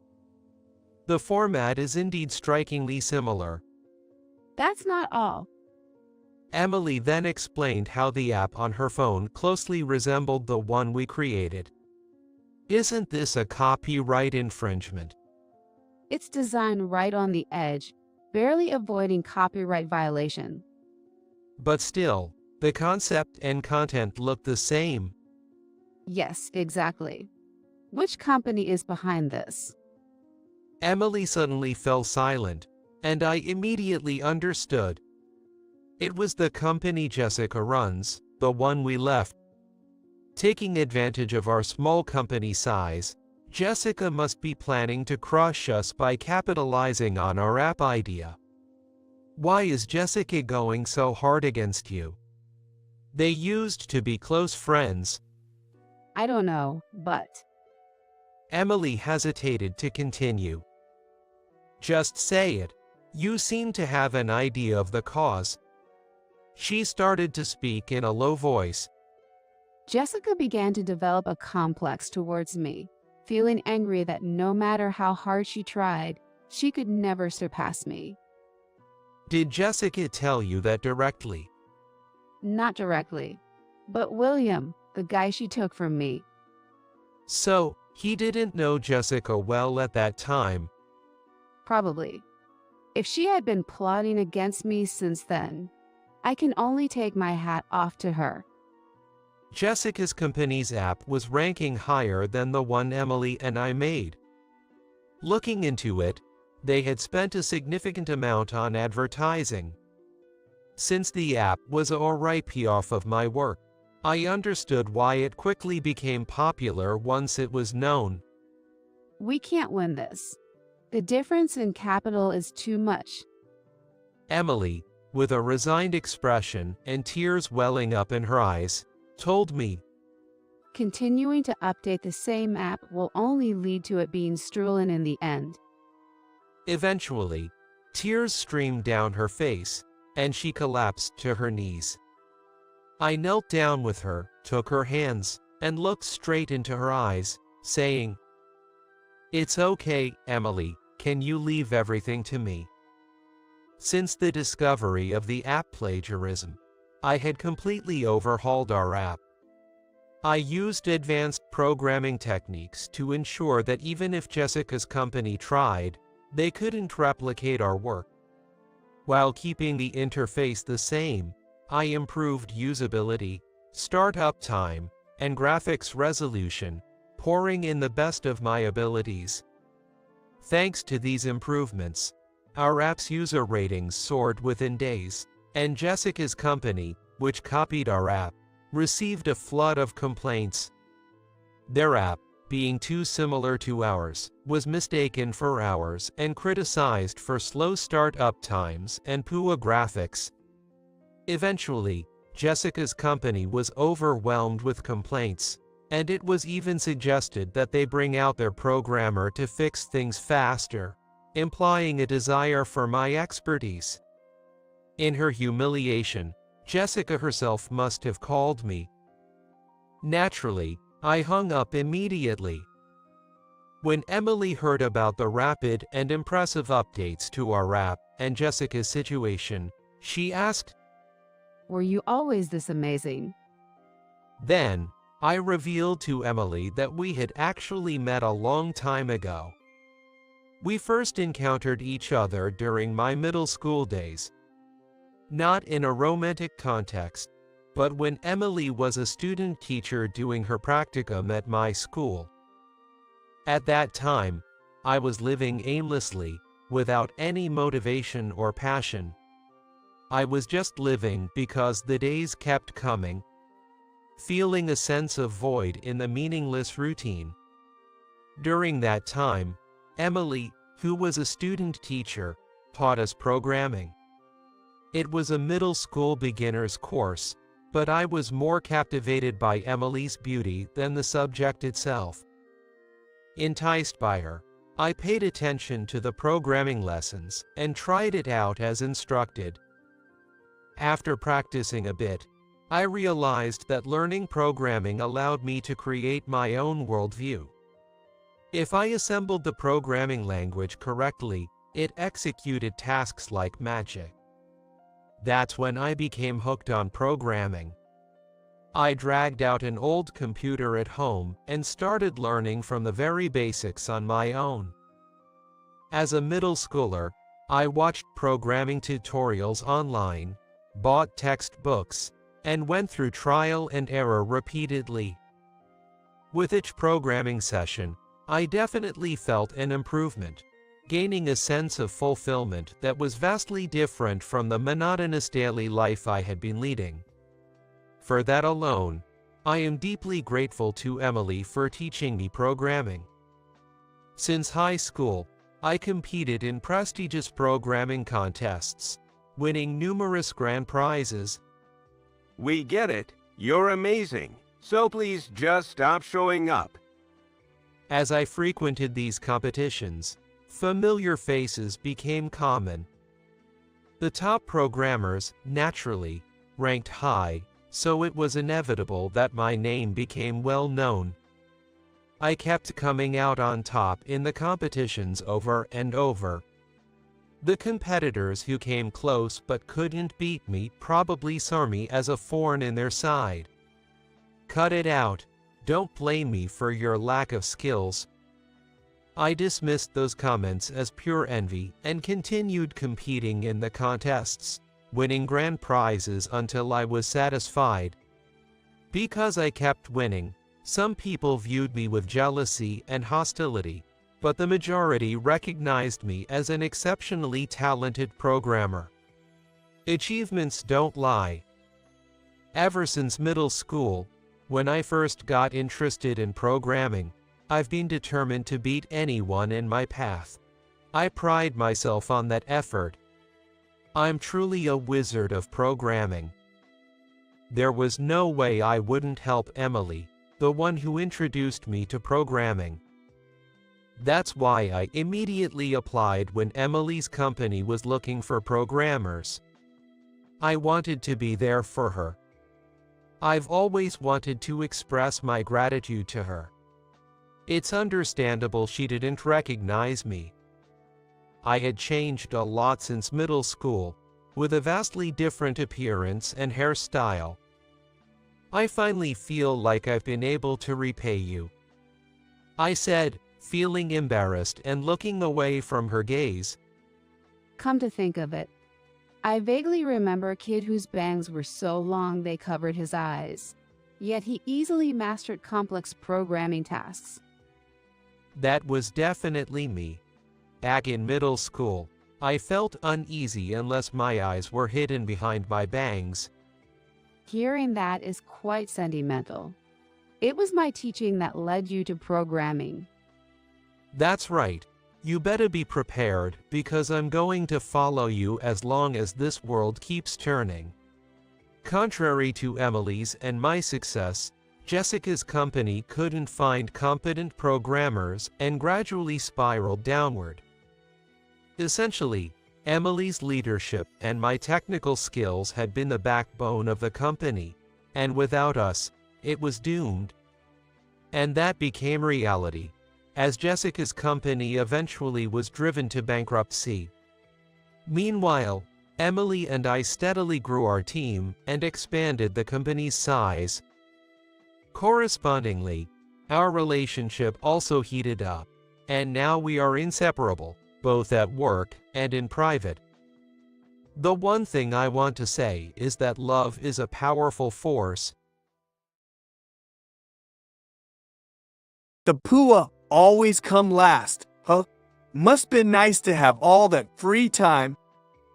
Hayden said that with a look of disdain as I picked up the reservation ticket at the bank.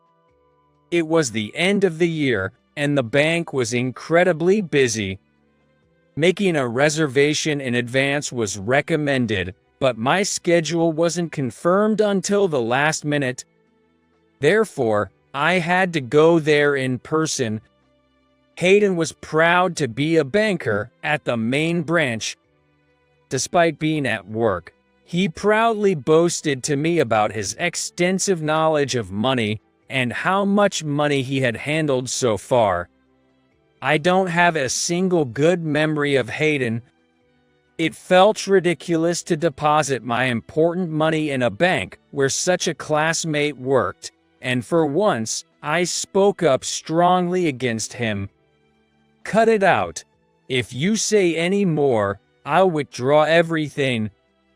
Hayden laughed loudly without concern for the people around us and said, It's probably just $10,000, right? But just then, my number was called. I told the female staff at the counter, I'm withdrawing all my $500 million. Soon, the branch manager, pale-faced, came to the booth where I was sitting. He sharply reprimanded Hayden, who was confused about what had happened. Hayden has been terribly rude. Hayden, apologize now. However, I did not change my mind. I withdrew all my $500 million and deposited it in another bank. This drastically changed Hayden's life, which had been going smoothly until then. My name is Michael Thompson, 32 years old. Although I'm in my 30s, I have no experience working for a company. After graduating high school, I lived a carefree life without working for a while. However, recently, I've started to change my mindset and earn my own money. The one who spoke harshly to me was Hayden Turner. He's also 32 years old. As you might guess, Hayden and I were classmates in middle school. Our encounter at the bank was coincidental, but we weren't close during our middle school days. You got some really nice sneakers there. Rich people are different. Hayden would say that mockingly as he chased after me on the way to school, making it his daily routine. At that time, I was wearing my newly bought sneakers. I chose them for their comfort, as I would use them for the 20-minute walk to and from school and for physical education classes. They weren't cheap, but they weren't so expensive as to warrant his sarcasm. They're nice shoes, but the price is average.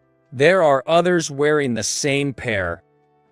Indeed, there were many classmates who wore sneakers from the same brand, albeit with slight differences in design. However, Hayden had only one goal.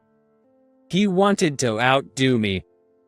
Back then, Hayden was walking the path of an elite middle school student under the guidance of his enthusiastic parents.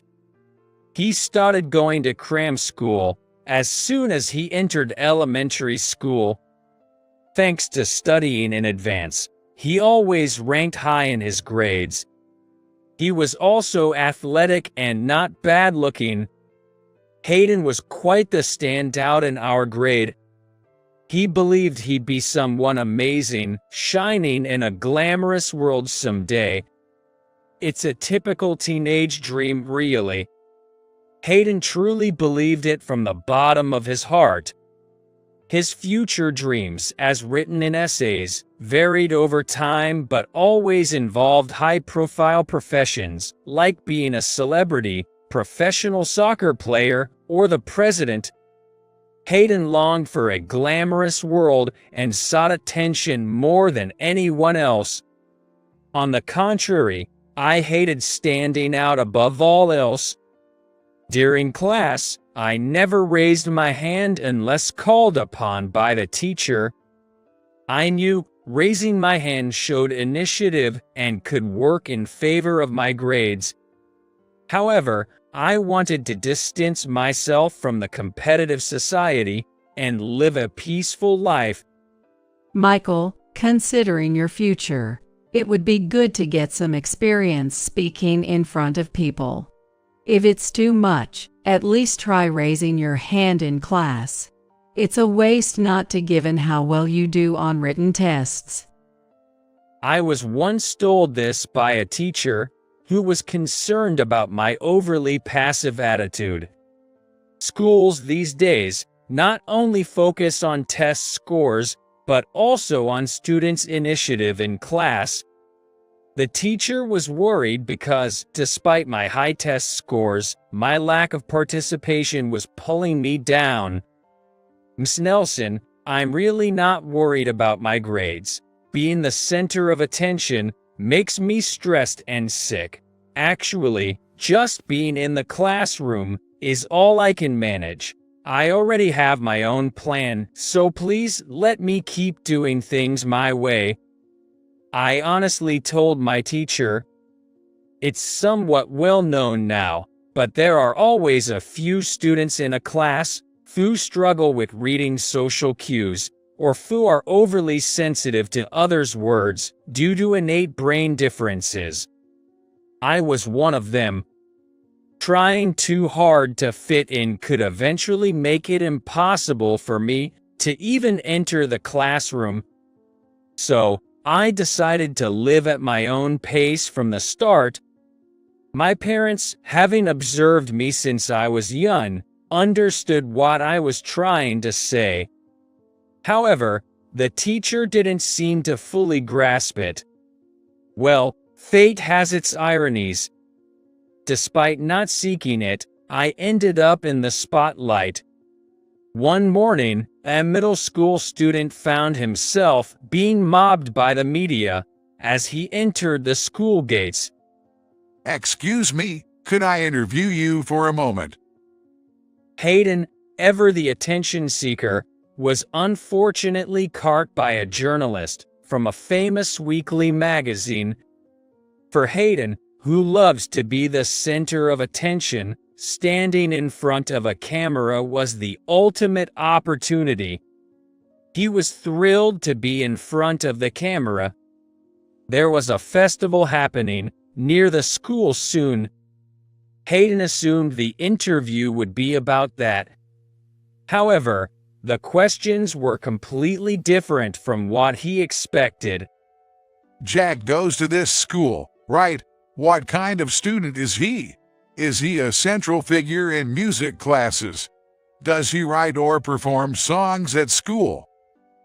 The journalist bombarded Hayden with questions, but Hayden was clueless. He had no idea who they were asking about. Who is Jack? We don't have anyone like that here. He gave the journalist a surprise for not knowing who that was. You know Michael, right? It's said that he's Jack. Hayden was puzzled by the sudden mention of a celebrity's name. Jack was a lyricist and composer. He provided songs to a rapidly rising idol group, but never showed his face. As he was wrapped in mystery, the media was desperate to uncover his identity. No way. He doesn't have that kind of talent. He barely even sings in music class. Sorry, but I have to go. I'm out of time. Hayden refused to believe that Jack, the hitmaker stirring up the public, could actually be me. Hayden had always dreamed of a glamorous world and yearned for social success more than anyone else. What if I had already realized that dream in the world of music ahead of him? If that was true, it would be nothing but a disgrace for him. That day, an emergency assembly was called for all students in the gym. It was clear that the commotion was about the media prowling around the school building. The principal first explained the situation. Today has been difficult with all the questions. Those interviewed might guess, but this is all because of the reports about Jack. Your homeroom teachers will give you more details. Prompted by the principal, my homeroom teacher took the stage. She seemed bewildered by the sudden turn of events, looking utterly exhausted. She looked as if she hadn't slept at all. Recently, a popular idol group's song provider was revealed by a weekly magazine to be Michael, a student in my class. His picture was taken secretly. Michael has only been known as Jack, keeping his identity private. As you know, his hits have been very successful. The search for his real identity has intensified, leading to public disclosure. This situation might continue for a while. Please don't accept any interviews. Even small comments can become a big deal. Just say that the school has banned interviews, and you'll be fine. Also, you might have many questions for Michael, but he's very tired now. Please give him some space. There was one exception. That is Hayden. Are you really providing songs for those idols? That group is part of a major agency, and you have no connection to them at all. During lunch break, Hayden would come over to me and start talking at me rapidly. A seemingly talentless classmate had suddenly become famous. Moreover, this person is celebrated as a genius brimming with innate talent. Hayden, always wanting to stand out, must have felt jealous. It was becoming difficult for him to maintain his composure. Sorry, I can talk about the details. I don't even know what to do myself, so please give me a break. Come on, don't act all high and mighty. We're classmates, aren't we? How can you prove you wrote those songs? The lyrics deeply express a girl's inner feelings. There's no way you could write something like that. Are you using a ghostwriter or something? I was seen as a nondescript student. I understood why Hayden might think that way. The songs I wrote for the popular idol group express the emotional turmoil and conflicts of teenage girls. It would be hard for anyone, not just Hayden, to imagine that I was the one who wrote the lyrics for such songs. The idol group I provided songs for was initially a local act, quietly doing their thing. There was a time when they called for song submissions to enrich their repertoire of original music. As someone who enjoyed composing music as a hobby, I applied on a whim at my parents' suggestion. Before I knew it, my submission had made it to the final selection, and astonishingly, was chosen to be released as a single. It must have resonated with the times. Before I knew it, the idol group had risen to national fame, carrying several songs I had created. I provided about 10 songs, all of which became major hits. Some were even chosen for commercial jingles. The fan base was mainly teenagers, but the songs also resonated with people over 40, reminding them of their bittersweet youth. Everyone would probably be disappointed to learn that the person who released such songs into the world struggles with social interactions and lacks any semblance of sociability. I always wanted to stay out of the spotlight and not ruin the song's image, which is why I continued to provide music anonymously just for this idol group. You can think I'm using a ghostwriter if you want. I don't care who gets credited. I'd rather someone else take over. My indifference towards being part of the glamorous probably irked him even more. From that moment, Hayden suddenly began to adopt a condescending attitude towards me. The worst of his attitude came during the unforgettable preparations for the cultural festival. Michael, with all those hits you've made, you must be a great singer. You should do the solo for the choir. He said that, knowing fully well I wasn't good at it. I'm tone deaf. You sing much better than me, Hayden.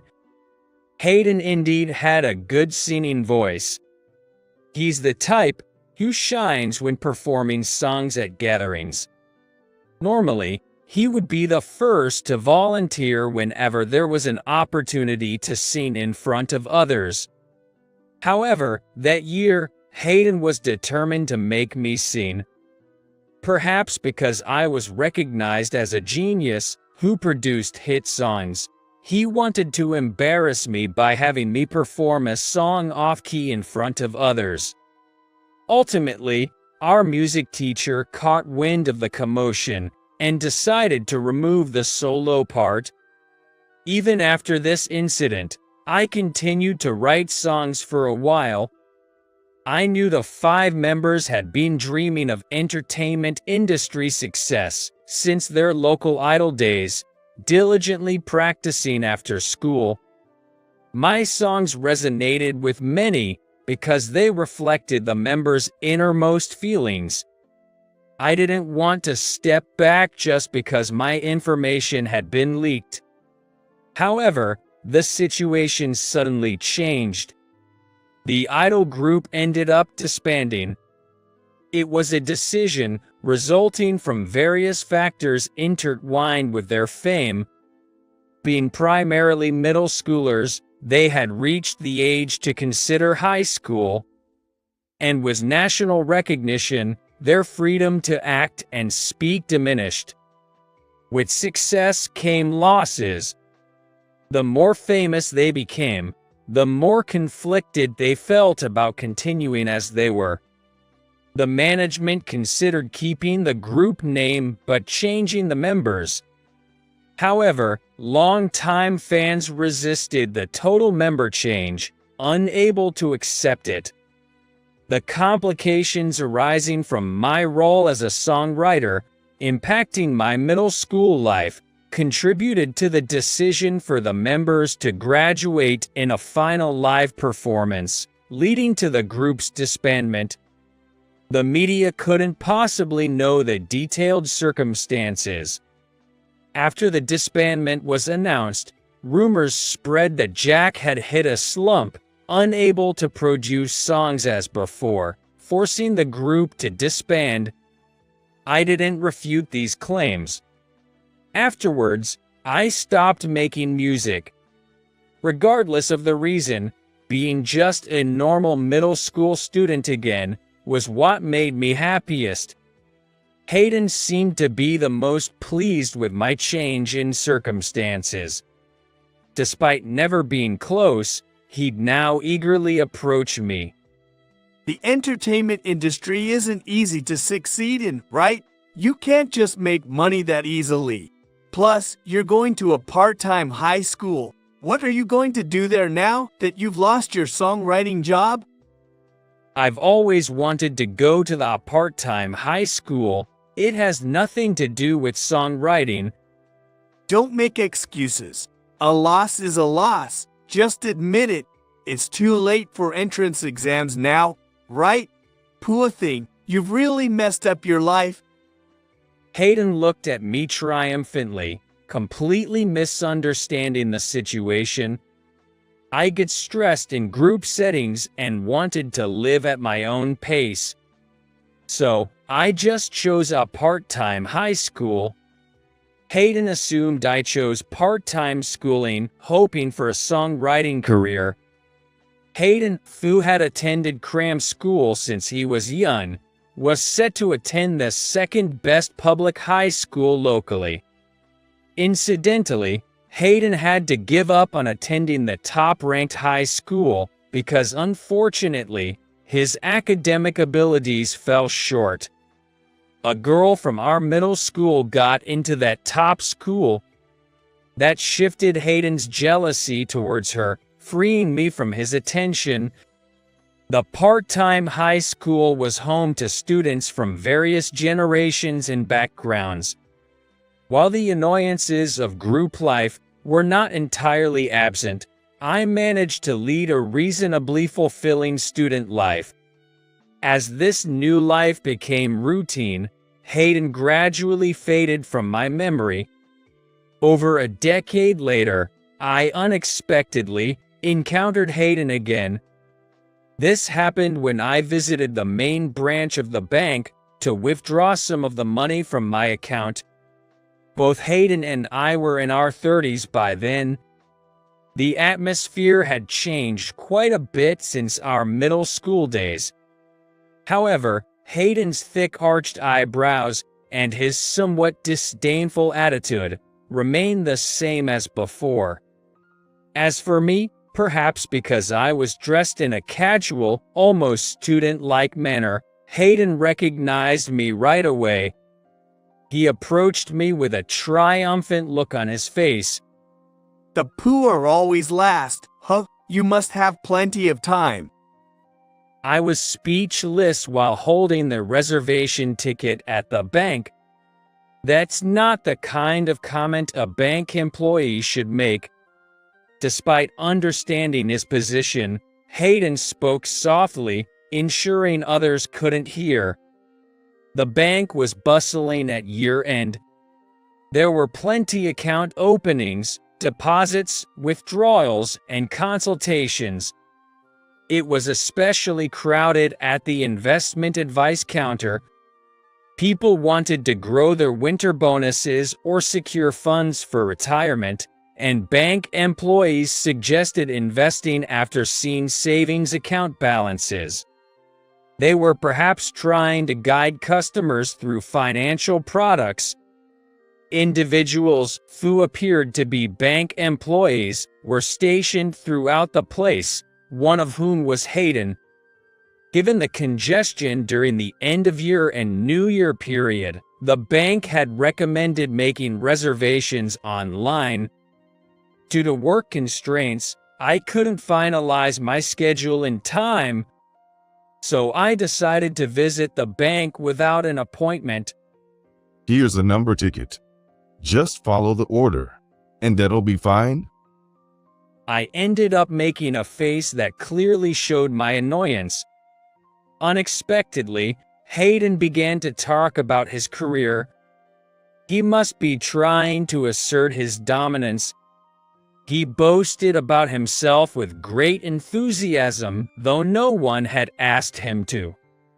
I never thought I'd make it from a branch to a main bank employee. With so many multinational corporations around here, I often have to communicate in multiple languages. It turns out there aren't many people who are quick-witted, fluent in more than one language, and have extensive financial knowledge like me, even in a bank this size.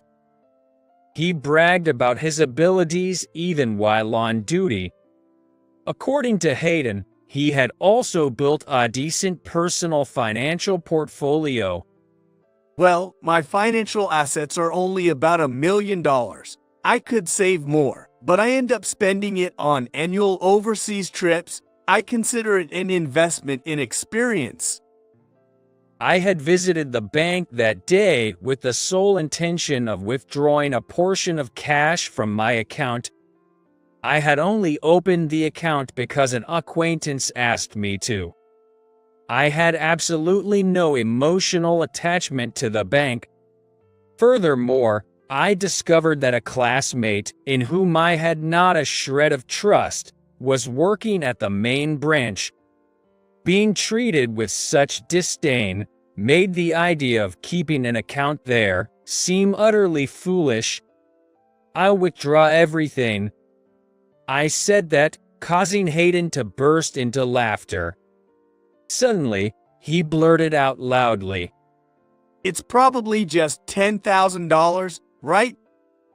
His words drew the attention of other customers. My embarrassment peaked at that point. Fortunately, it was then my turn. I informed the staff at the counter, "I'll be withdrawing all $500 million and closing my account with this bank today." The female staff's complexion changed. She tried to persuade me not to close my account. However, my resolve was firm. Sensing this, the staff went to the back. The branch manager, pale-faced, approached my booth. He was urging a confused Hayden behind me. Hayden has been extremely rude. Now, what are you doing? Apologize as well. Even if you say so, have I caused any problem? Don't you understand? Do you not know who Mr. Thompson is? He's a private investor who influences the Japanese economy. We're his main bank, holding $500 million, and you. The branch manager and Hayden's direct supervisor were unaware that a mid-career bank employee could be so disrespectful to a customer. Detailed client information hadn't been shared with Hayden, who had just transferred from a branch. The manager, along with Hayden, apologized repeatedly. But I didn't change my mind. I transferred all $500 million to another bank with trustworthy employees. Hayden offered to apologize in person several times, but I declined. About half a year passed without seeing Hayden. Suddenly, it seems Hayden was severely reprimanded by the upper management for losing a $500 million deposit. After closing the account, there was no need to speak with anyone from that bank again. Despite feeling sorry for him, I ignored Hayden's calls by pretending not to be home. I never thought I'd see Hayden again. However, that wasn't the case. A few months after our encounter at the bank, I once again ran into Hayden by chance.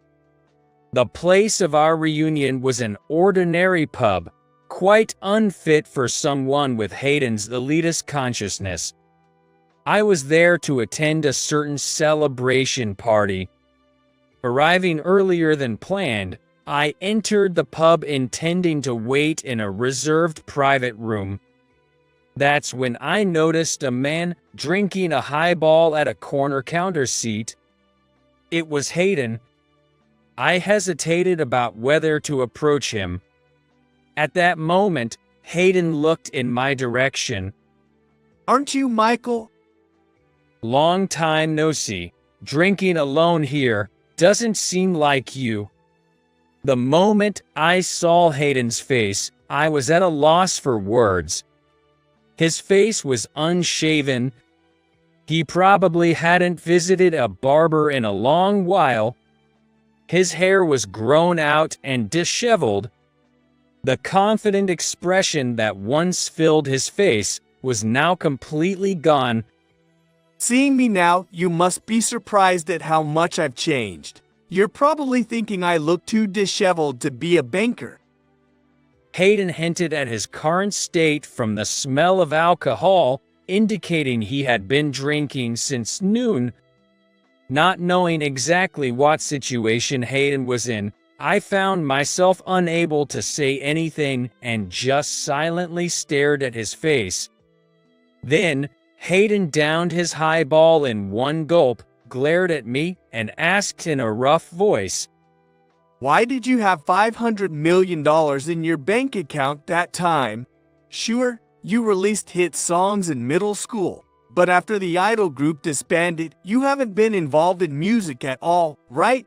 And you went to a part-time high school. With that kind of educational background, you shouldn't have had the chance to get your hands on $500 million.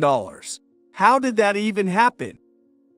Hayden's hand, clutching the empty glass, was trembling slightly. His tone was laden with frustration, jealousy, sadness, despair, and regret. My honest preference was to keep my personal matters private.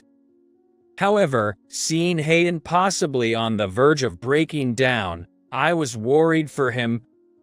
What Hayden needed was to accept the gap between his ideals and reality, and acknowledging his limits while moving forward.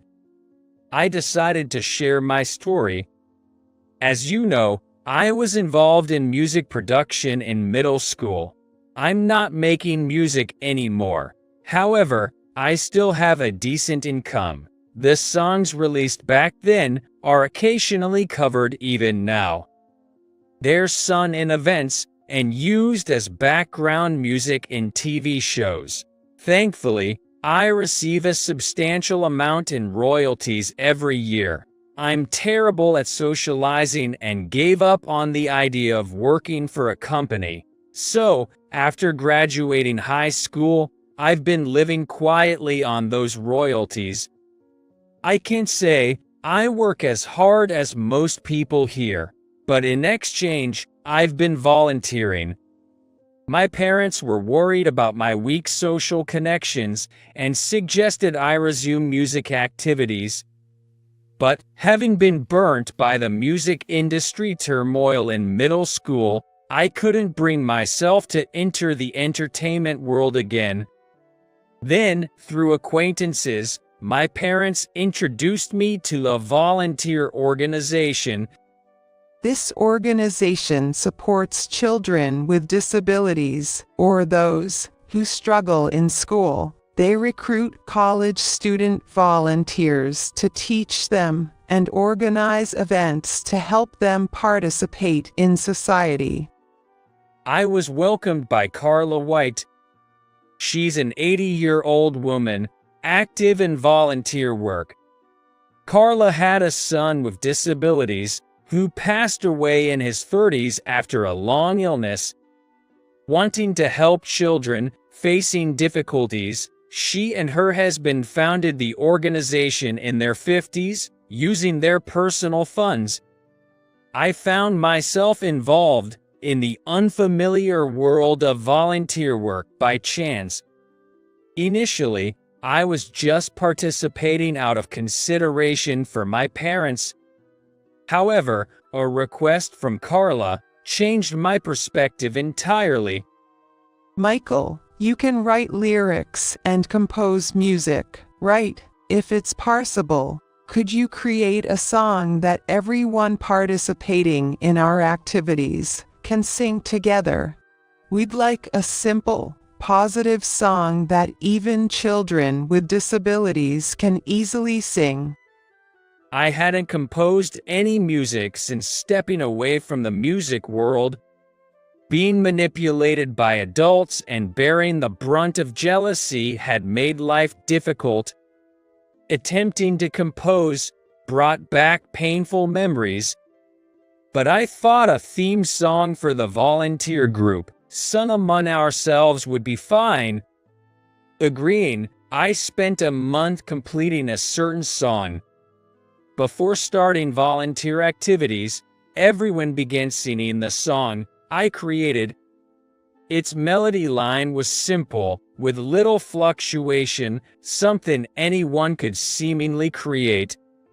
However, I realized the song I created played a role in uniting people of different generations, genders, and family backgrounds. Gradually, I began to spend more time composing music, playing piano accompaniments at choir competitions organized by the volunteer group, and creating music for stages and commercials. Your volunteer activities and that $500 million in the account, how do they connect? And why can you create music? Did you apprentice under a musician? Despite becoming so famous, why did you quit making music? I can't understand anything you do or think. Hayden, dreaming of a glamorous world, was understandably curious about how I succeeded in music and came to possess $500 million. Ever since I was little, I couldn't blend in with groups and often found myself alone. My dad, worried about me, bought me a keyboard. It started as a toy, but soon I was creating my own music. Before I knew it, my room was filled with instruments and recording equipment. I became so engrossed in making music that I'd stay up late into the night. Music wasn't about fame for me, it was a way to overcome loneliness. As my music became known, I ended up more isolated in class. The adults who approached me were untrustworthy, making me feel even lonelier, so I withdrew. Despite the unfortunate ending, I was grateful for the steady stream of royalties. And that resulted in $500 million. Half of it came from investments. The other half was donated by Carla before she passed. Carla White had died of old age a few years ago. Her biggest concern had always been the volunteer organization she started with her husband in memory of their son. Carla's husband was a well-known landowner in the area. As a result, Carla inherited a substantial amount of assets. However, she had no children to inherit these assets. Therefore, before her passing, she designated me as the head of the organization and donated the majority of her assets to it. Right now, we're constructing an educational exchange facility to increase opportunities for children with disabilities to excel in society. $250 million was from Carla, and $250 million was my contribution. This $500 million is more about the sentiment than the money. All the hardships, worries, conflicts, and of course, the unspeakable joys and sorrows are ingrained in it. After hearing my story, Hayden looked down silently. He was perhaps overwhelmed by the unexpected turn of events. Michael, what's happening? It's time. A woman in her early 30s called me from the reserved private room.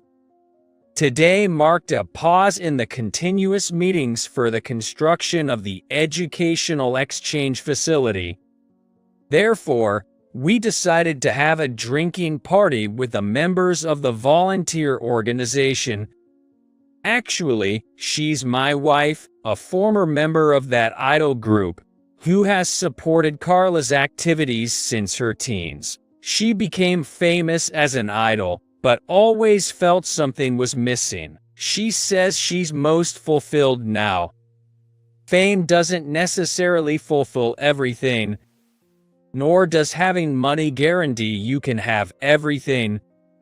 Hayden's measure of happiness was always about whether he could stand above others. However, I wanted him to realize that this isn't necessary. As time pressed on, I left Hayden with a "see you" and moved on. Later, I gradually got the facility connecting disabled children with society on track. Our learning support activities for non-attending children garnered media attention, featuring on TV and in magazines. Despite this, I remained uncomfortable with the limelight. So I had my wife, acting as my assistant, handle the interviews in my place. I learned about Hayden's whereabouts at a middle school class reunion. After leaving the bank due to our incident, he had been unemployed for a while but had recently started job hunting. Surprisingly, he was applying mainly to pub chains, not aiming for a major corporate shift. During his unemployed days, encouragement from various people he met while drinking at pubs helped him regain the will to restart his life. He aspired to create a space of comfort for those struggling to find their place. He hopes to work at a pub as training towards that goal. Hayden seemed to have lost his fixation on being an elite, standing above others. Although Hayden and I originally had opposite dispositions, the places we find ourselves in now might be surprisingly close. The day we can share our dreams might not be too far off. I felt I might have found a future best friend, a notion I thought would never apply to myself. You're a disgrace to society, a useless person even at the head office. That's why you were dumped here. Just go home. I thought I was ignoring it, but these words from the branch manager broke something inside of me. My name is John Sullivan. Since I was a kid, I've always been good at studying. I graduated from a prestigious university with excellent grades and landed a job at a major bank. Over the years, I've been successfully navigating through my career, gaining valuable experience along the way. I was also blessed with a good marriage, marrying a kind woman I met. Our son grew up healthy, and I could say my life was going pretty smoothly.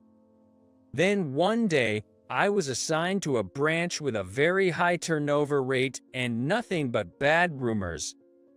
I went there with my guard up, wondering what was happening, but I found a branch manager who constantly harassed the staff and was always quick to show off his power.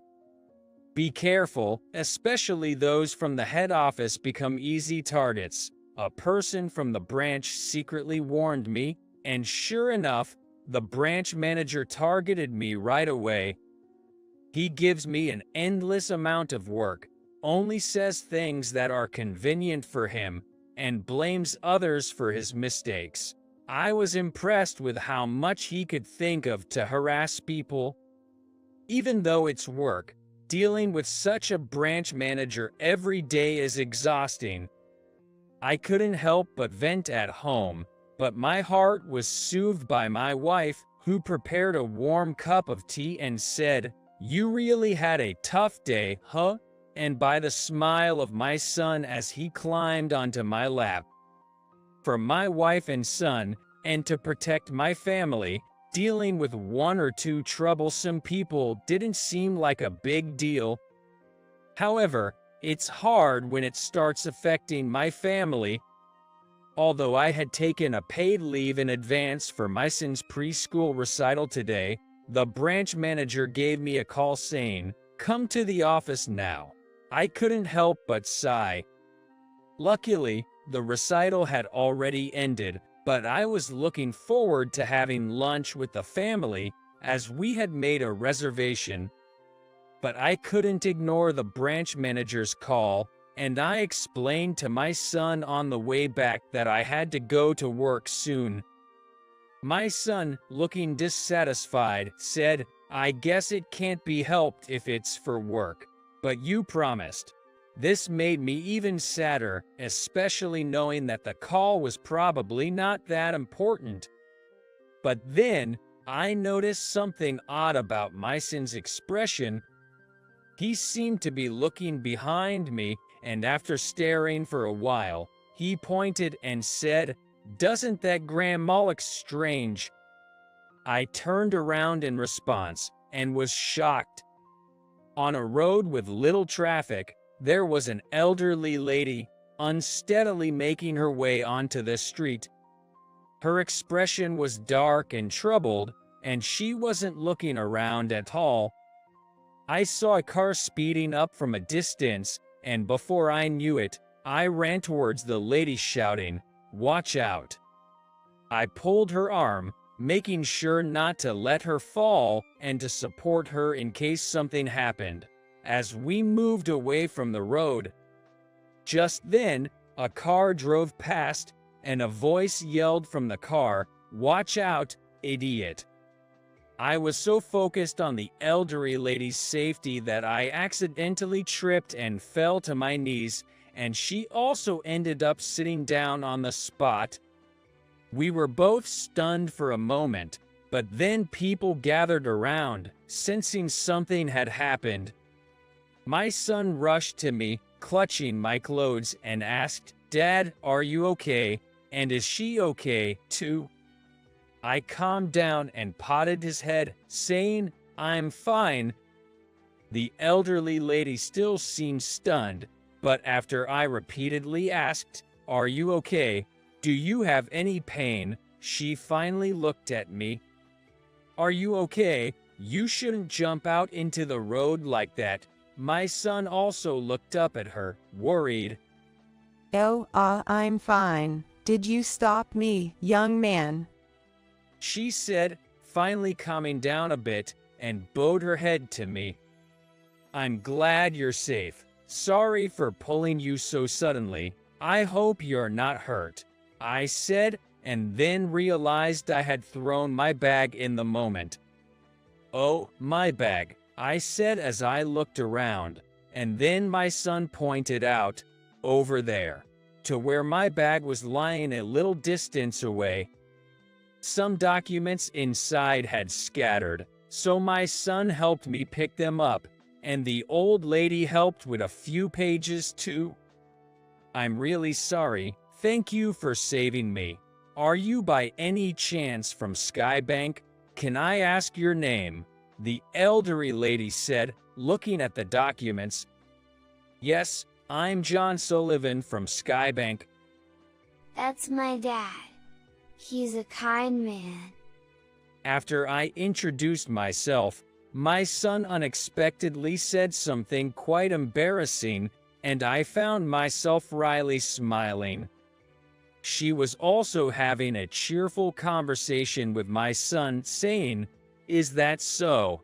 He saved me today as well." I had been worried about her because she looked so gloomy when she was wandering earlier, but now she seemed to be in good spirits. However, as she took a step forward, she grimaced a bit. "I thought I was okay, but maybe I twisted my ankle," said the elderly lady while checking her slightly swollen ankle. I quickly had her sit down nearby. Then I said, "I have a car close by. I'll go get it and take you to the hospital," pointing towards the parking lot. Initially, she said, "It's not that painful. I can walk on my own," but after hearing my son's warm words, "Don't push yourself if it hurts," she nodded with a wry smile. Later, after explaining the situation to my wife who was waiting in the car, I took the elderly lady to the hospital and then returned to the office. As expected, I was scolded for being late. Although I explained the situation, he never listened to me. The issue I was called in for turned out to be nothing significant, and my day off was just wasted. The latter half of my day was disappointing, but I was satisfied thinking about having seen my son's recital and helping the elderly lady. I went to bed feeling fulfilled. A few days later, I was back at the branch, listening to the branch managers yelling. He had made a mistake with the schedule, and for some reason, he was blaming me for miscommunicating it. This was happening just after opening, behind the counter. I thought about how it would look to customers seeing him like this. I was growing tired of seeing him, but tried to stay calm as I endured his lecture. All you do is complain. You're a disgrace to society, a useless person even at the head office. That's why you were dumped here. Just go home. I had been trying to ignore him, but those words from the branch manager broke something inside of me. This guy is truly hopeless. That's what I thought as I firmly stared at the branch manager and opened my mouth. I understand. I'm quitting my job at this branch. The moment I clearly stated that, I heard a tapping sound from behind. When I turned around, I realized that there was already a customer in the branch, unnoticed due to the branch manager's loud voice. It was the elderly lady from the other day, the tapping sound coming from her cane. "Hello, young man. Thank you for the other day," she greeted me with a smile, then turned to the branch manager with a stern face. I'm Dawson. I was supposed to visit this afternoon. I've been listening to your conversation, and it seems you got our appointment time wrong, branch manager. Both the branch manager and I reacted with surprise. The scolding I had received was about a morning and afternoon schedule mix-up, and it turned out the appointment was with Mrs. Dawson. I was fine with either morning or afternoon. My foot's almost healed, so I was out for a walk and saw you, which made me come in. Then I was greeted by that yelling. The branch manager, unaware that Mrs. Dawson and I knew each other, stood there with his mouth agape. I'm old, but I have a good memory and always take notes of my phone calls. Look, it says I called the branch manager, she said, showing a note from her purse. It was neatly written, "Call with branch manager, 1 p.m. at the bank." Branch manager, I made an appointment with you, and it's embarrassing as a professional to blame someone else for your own mistake. As the branch manager was confronted with evidence, he couldn't yell as he did with me and kept opening and closing his mouth in disbelief. While staring at the branch manager, Mrs. Dawson pointed firmly at me. Moreover, I wanted this person to be my account manager. That's why I made an appointment for today. If he quits, I don't want to entrust my money to someone who shifts blame onto others. I have $50 million deposited, and I'll withdraw it all right now, so please prepare it immediately. To my surprise, Mrs. Dawson was a major client of our Sky Bank. The branch manager turned pale at her words. Please reconsider, I beg you. He pleaded desperately. Despite his pleas, Mrs. Dawson insisted. "I don't care. Prepare it now." I held my phone for a while, but when the branch manager saw he couldn't persuade Mrs. Dawson, he turned his gaze to me. John, please convince her to reconsider. He pleaded, thinking, "Does this man have no shame?" I replied, "I'm resigning from this branch, so I can't interfere." The branch manager was in a state of panic, and Mrs. Dawson and I were waiting for him to calm down when the entrance door opened and an elderly man entered. I quickly checked and approached the customer and greeted him. "Thank you for coming, Nolan." At my words, the branch manager froze, staring at the visitor Nolan. Nolan is an executive officer at the main bank of Sky Bank, a name and face the branch manager couldn't possibly not know. Ignoring the branch manager, Nolan first looked at me. "You've had a hard time, John. It seems the situation is as I was told." As I nodded affirmatively to Nolan, he first greeted Mrs. Dawson. "I apologize for the disrespect shown by our staff member. Please accept my apologies." Mrs. Dawson hadn't looked at him till then, but she finally turned to Nolan. "And you are?" "My apologies. I am Nolan, an executive officer at Skybank's head office. I came here upon receiving a call from John." Mrs. Dawson looked at me, and I nodded affirmatively, conveying, "It's okay." "Regarding John here, it was my decision to have him assigned to this branch, and he will not be leaving the bank. Please, could you calm your anger? Of course, he will continue to be your point of contact." Nolan's explanation made Mrs. Dawson understand the situation.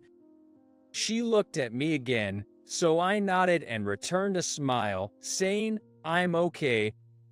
"So that's how it is. I originally planned to give the withdrawn money to this young man, but if he's okay with it, I'll keep it deposited in this bank."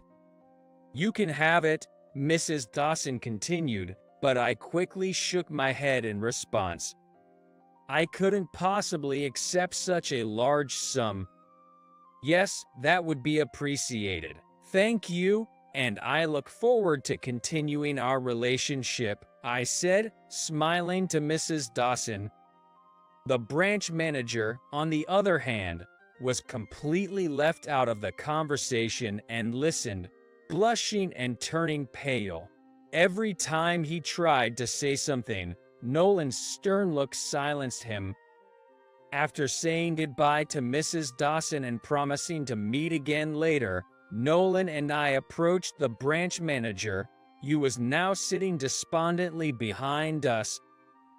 "You probably already know this, but I had requested John to come to this branch for an internal investigation.